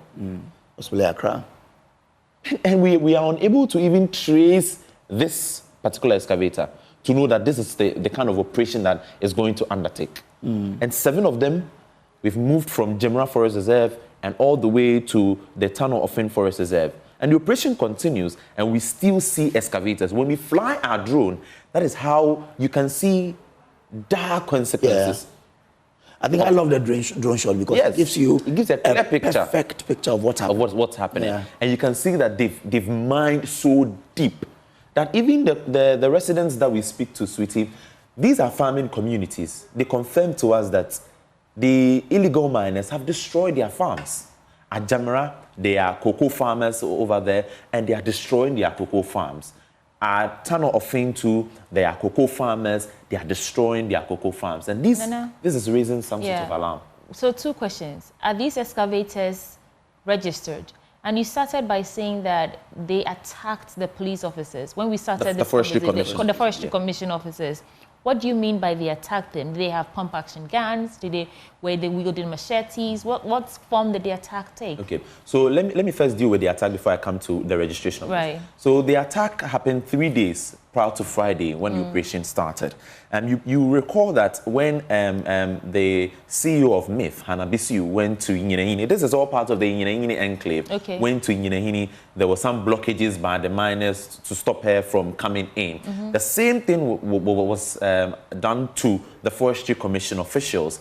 They stopped them, they had barricaded the place to prevent them from entering, and then they attacked them. Attacked not with guns, but then they threw stones at them, beat some of them up. Although they were in official gear, they could tell that they are Forestry Commission. They could tell that they are Forestry Commission officials. And then what we had from the Forestry Commission deputy manager for Ashanti region, he told us that they prompted them and told them that we are Forestry Commission officials. You can't do this to us. But they insisted to sort of beat them up. It tells you how aggressive this fight has become. Talking of the registration of these excavators, every car you see there is registered. And so yesterday I was asking myself with a V8. So it was not just the V8 that was picked up. There was another car, a Toyota, that was also picked up as well. And all of them have their number plates. And the police have confirmed to us that they are going to use that to trace the owners and then bring them to book. Is the excavator registered? The excavator is registered. From what the confirmation we had from the police, this is a registered excavator. What's the latest update on those who were picked up, handcuffed, and probably sent to the police? Where are their whereabouts right now? Have they been granted bail? What is the process? So on Friday dawn, the police arrested 2. Okay. They were mining at dawn. As at 3 a.m., they were at the Jamra Forest Reserve mining. They were arrested. 2 were also arrested at the Isase enclave of the Jamra Forest Reserve. That is where we reported that one person confirmed to be a national security operative. Also, since then, with yesterday to today, who have been arrested. Yes, one of them is a national security operative. Yes, national security operatives who claim that they were coming in there to sort of see what is happening because they were not briefed on the operation. So they were coming in to understand what the police are in there to do. And how did you infer that they were part of the problem? So the police, from the conversation we had with the police, they had done their checks from national security, they had done their checks from regional, and they believe that those individuals are not national security operatives. Because I asked them personally questions. So it means that they are not national. They are not national security. They only said we are national. Yeah, they're posing. Which anybody can do, and people do it a lot. And they are using that as a go away or get away to engage in the illegal mining activities in the area. I asked them personally, confirm to me your identification. What shows that indeed you're a national security operative? They were unable to do that. But they are in there from what we've seen and from the confirmation that we've had from some of the miners who were even arrested. Those people or those individuals are part of them. No, I love to have this, but when you spoke to them, did you ask them why they still do what they do, even after all the advocacy and campaign that they've seen people do? Yeah. So nice, because this is the same way I put the question to them.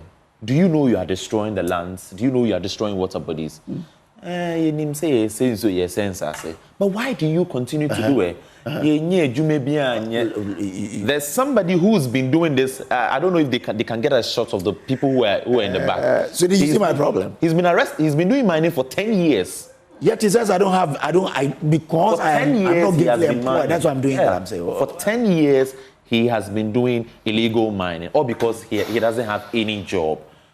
But he knows he's destroying the water. Yeah, so, I mean, thank you. You told us what you've seen. You've told us what you heard. How did it make you feel? Let me draw the foundation of this question. We know that Erastus Asare Donko was brutally assaulted together with his team when they went in the same thing you're doing, going into the forest reserve to shine light on these evildoers, these, God help me, these ecological terrorists, and most of them are armed. Even if they don't have machetes or guns, they are pelting you, with stones and the rest. How did you feel going into the forest? Although with police, we know that even the police are assaulted, Forestry Commission officers are assaulted. How did you feel going into knowing that the risk and the danger you were going to face? I think every Rastus will call me, Nana, are you safe? I tell him, I'm doing good. God bless you. I'm doing good. Sweetie, it's fearful going into the forest. yesterday, especially going into the tunnel offing, it was very, very fearful because we've heard of stories where those in the tunnel offing, the Inyinaini enclave, have been attacking even government officials. Yesterday, we left the place at 1 a.m., just as I confirmed to you. Our car got spoiled and even bringing low bears to move out the excavators from the forest. From this forest, even before you get to the community, it takes you an hour to move from the forest before you go into the community. Of course, because it's supposed to be out of bounds. Yes. So when we were stuck there, I was just praying because it's fearful going in there. These people are armed. They have guns. They hear gunshots from the police and they are still there. Except for when you get close to them, that's the only time that they want to run away. But they don't seem to have any sort of fear in them. These are terrorists, I mean, so to say. Because the activities that they are engaging in inside our forest reserves are threatening lives. What kind of security did you have? I mean, you said that there was police. That's my last question to you. We had about 50 police officers joining the operation, and then we were part of it. 50, though quite a number, but it was not something that would drive me away from fear. You're still afraid of it. So all the time you were with them, what was on your mind? God save me. God save me. I knew I had police protection, but Kojo, you know, sometimes you also have anything can happen. Yeah, anything can happen. Just as I said, at dawn yesterday, anything could have happened. Let's pause here and sharing our viewers. It's time for you to have your say on this matter. 0302-211-691. It's the Have Your Say segment now. We want to hear your thoughts on for the life of me, I do not understand how in one breath we claim we have the political will and we are showing Ghanaians that we can actually win this fight against illegal mining. And every day, every other day, news breaks out that people are still persistently entering forest reserves, which are supposed to be out of bounds, and they are perpetrating the same crime that we are fighting as a country. But it's time for you to also share your take on the matter. And then, I mean, so the police people who escorted you, did you take the sense that they were as confident as the people who they were going to face?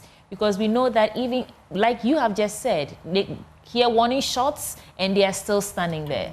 Yes. Briefly, we have a first caller. The first day, the officer in charge confirmed that go there. If you see anybody, if the person is coming to attack you, don't hesitate. Don't run. Because if the person is coming to attack you, don't hesitate. Defend yourself. Protect yourself. You are dealing with terrorists. Anything. What did they give you to protect yourself? Did you have a gun? I mean, I'm talking about the police officers. So that was the information to the police. All right. So we have our very first caller. Hi, good morning. Good morning. Okay, hi. So share your thoughts with us. Yeah, I think the guy in the video is giving us a chill story, which is life-threatening. And this, back the force is the amount to give the state of movement, whatever it's called. If you just do it, that whoever is in the forest will make whether he likes it or not, if he is caught, it's abusing the state power. And so that they can really do themselves. Because they are acting like they are not human beings. Don't do this and you say, I will do it. And you are not doing that for the sake of you yourself. You are doing it which is against the entire country. Look at me hustling in Kumasi, waking up, going out to find something for myself, and come home and drink water that will kill me. And it is not my making. It is a making of somebody who was told that what the person is doing is a life threatening, and they say they will not stop it.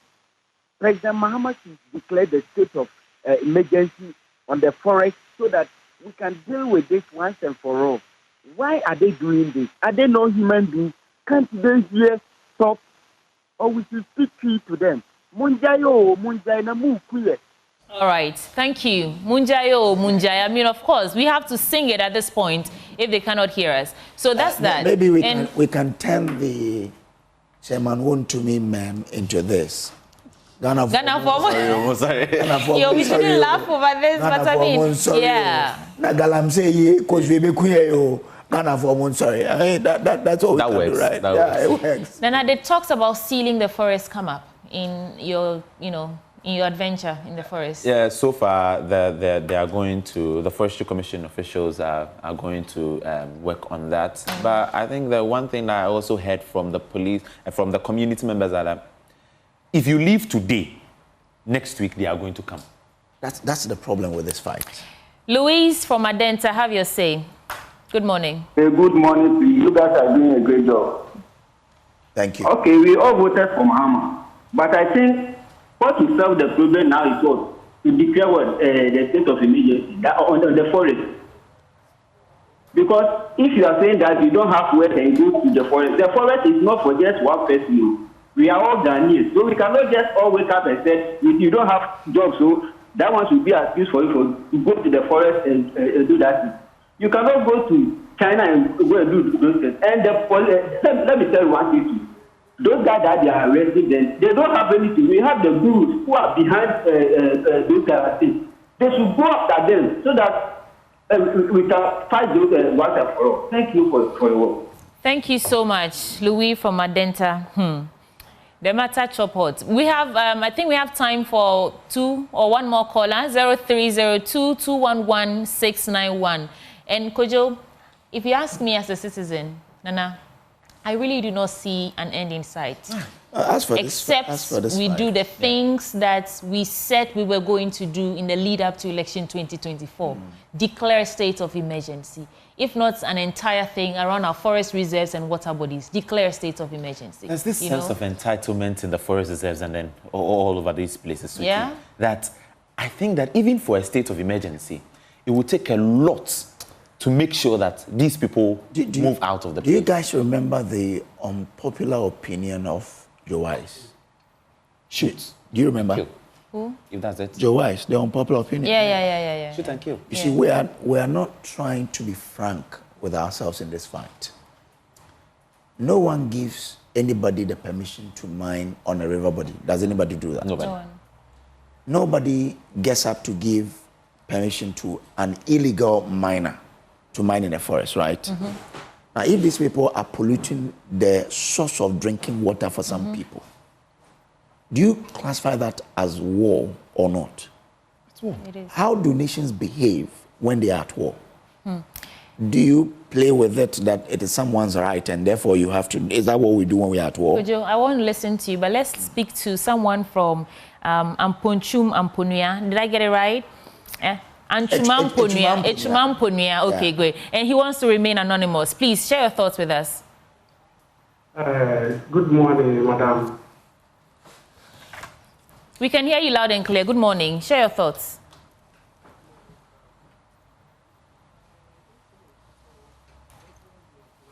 Okay, I don't think we have this gentleman with us. I would have loved to hear you because you are coming from the area and where also these didn't things want to mention his name. They didn't want to. So you might have some information for us that we really want to get out of you. So if you can call back, I don't know if he's still on, but if you're not... Okay, he's on. Hi, good morning. So don't listen to yourself on the TV set. Talk to us directly. People are collaborating with the Galamseyers because we have more Galamseyers in Akamampunia. Say that again.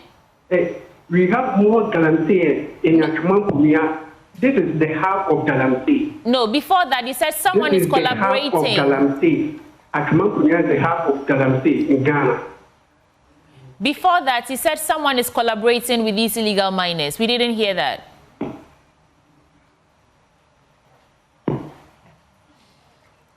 I think he's listening to his TV. Anytime the security agency make attempt to arrest any volunteer, they move all their equipment from the site. So I think there's someone in the city architecture who is releasing information to the volunteers.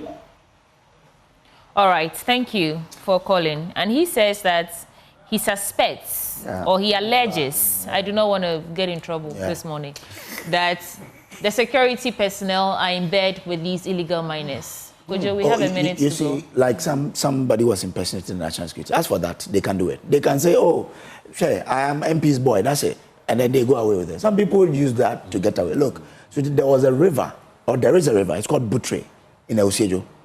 That's why I completed my basic education. We were drinking from that river when I was in school. That was our source of drinking water. No, you can't do that. No, you cannot. All right. Some people are. So I'm saying that until we stop playing with this galamsey, we won't get any result. Nana Boachidan Koyadom. Why are Napoleon into me? Basuti, I have a very sweet message here. Hurry up, we have Ghana Grows. Look, it says, happy birthday, Eunice Mau Femo Shikata. Your beauty lights my world. Your intelligence inspires me daily. And your caring heart makes life truly special. I am incessantly grateful for you. From your husband, Yao. Ah, my goodness. I never knew Yao could be this romantic.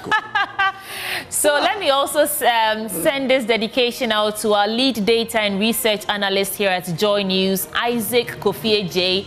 Happy birthday to you. We wish you the very best, more money and ending wealth and happiness to enjoy in good health.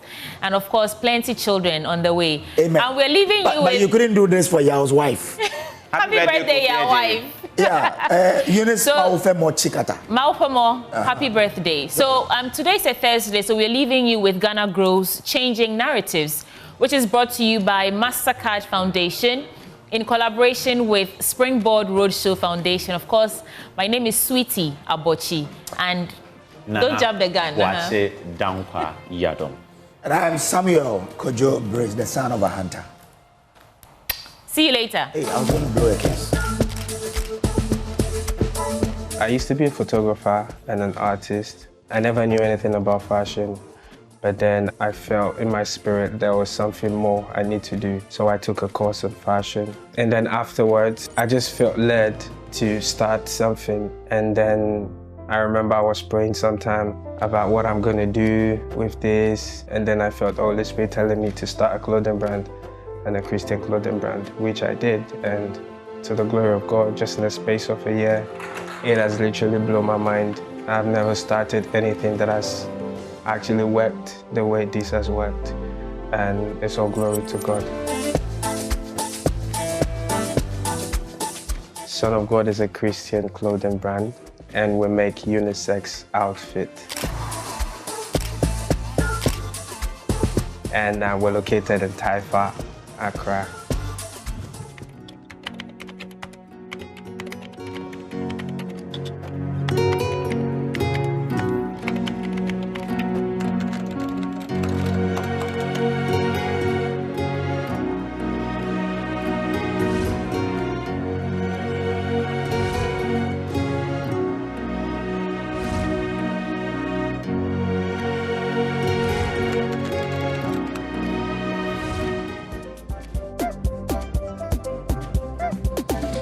Starting Son of God was different because this was something I started from scratch. I only had 400 cedis. The following day, I went to Accra to get fabrics. I went to get the printing stuff with just something within the budget.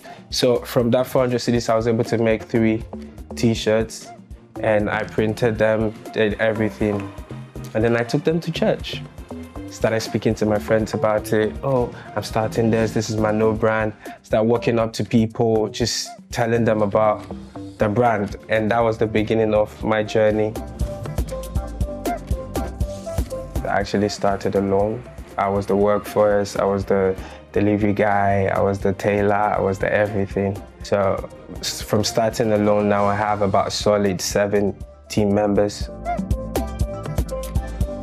I met Son of God at church. He was introduced to me by a friend. So through that, we got talking. He told me about his brand. I was so in love with the whole idea for the brand. So I decided to come on board and then help him.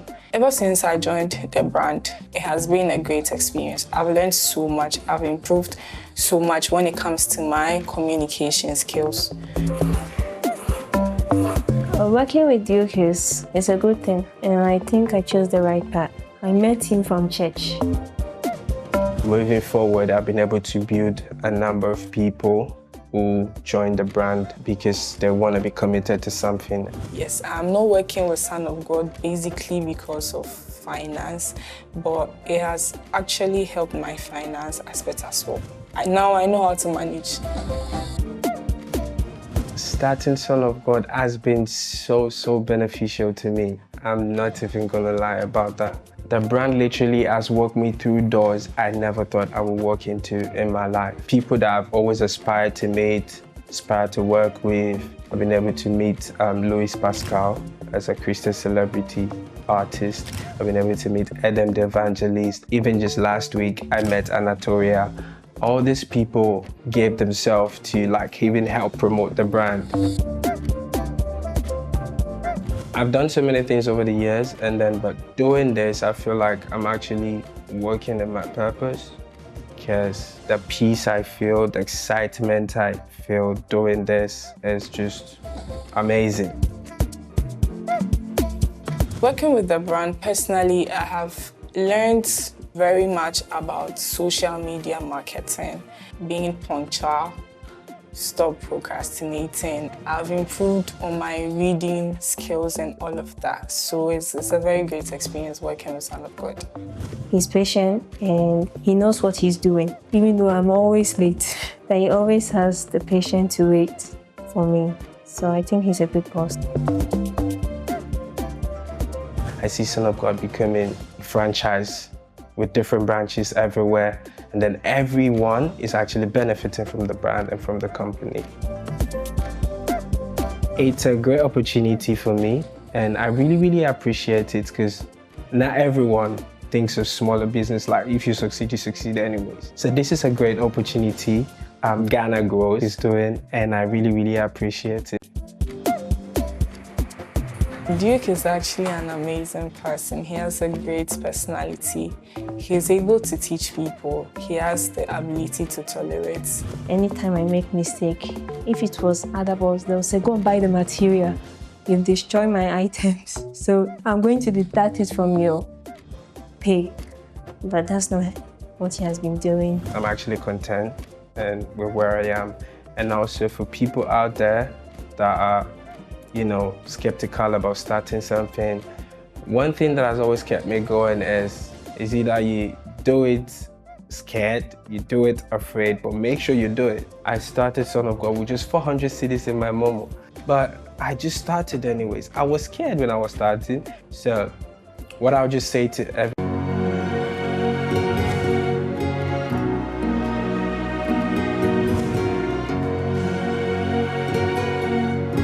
Ghana grows. Hope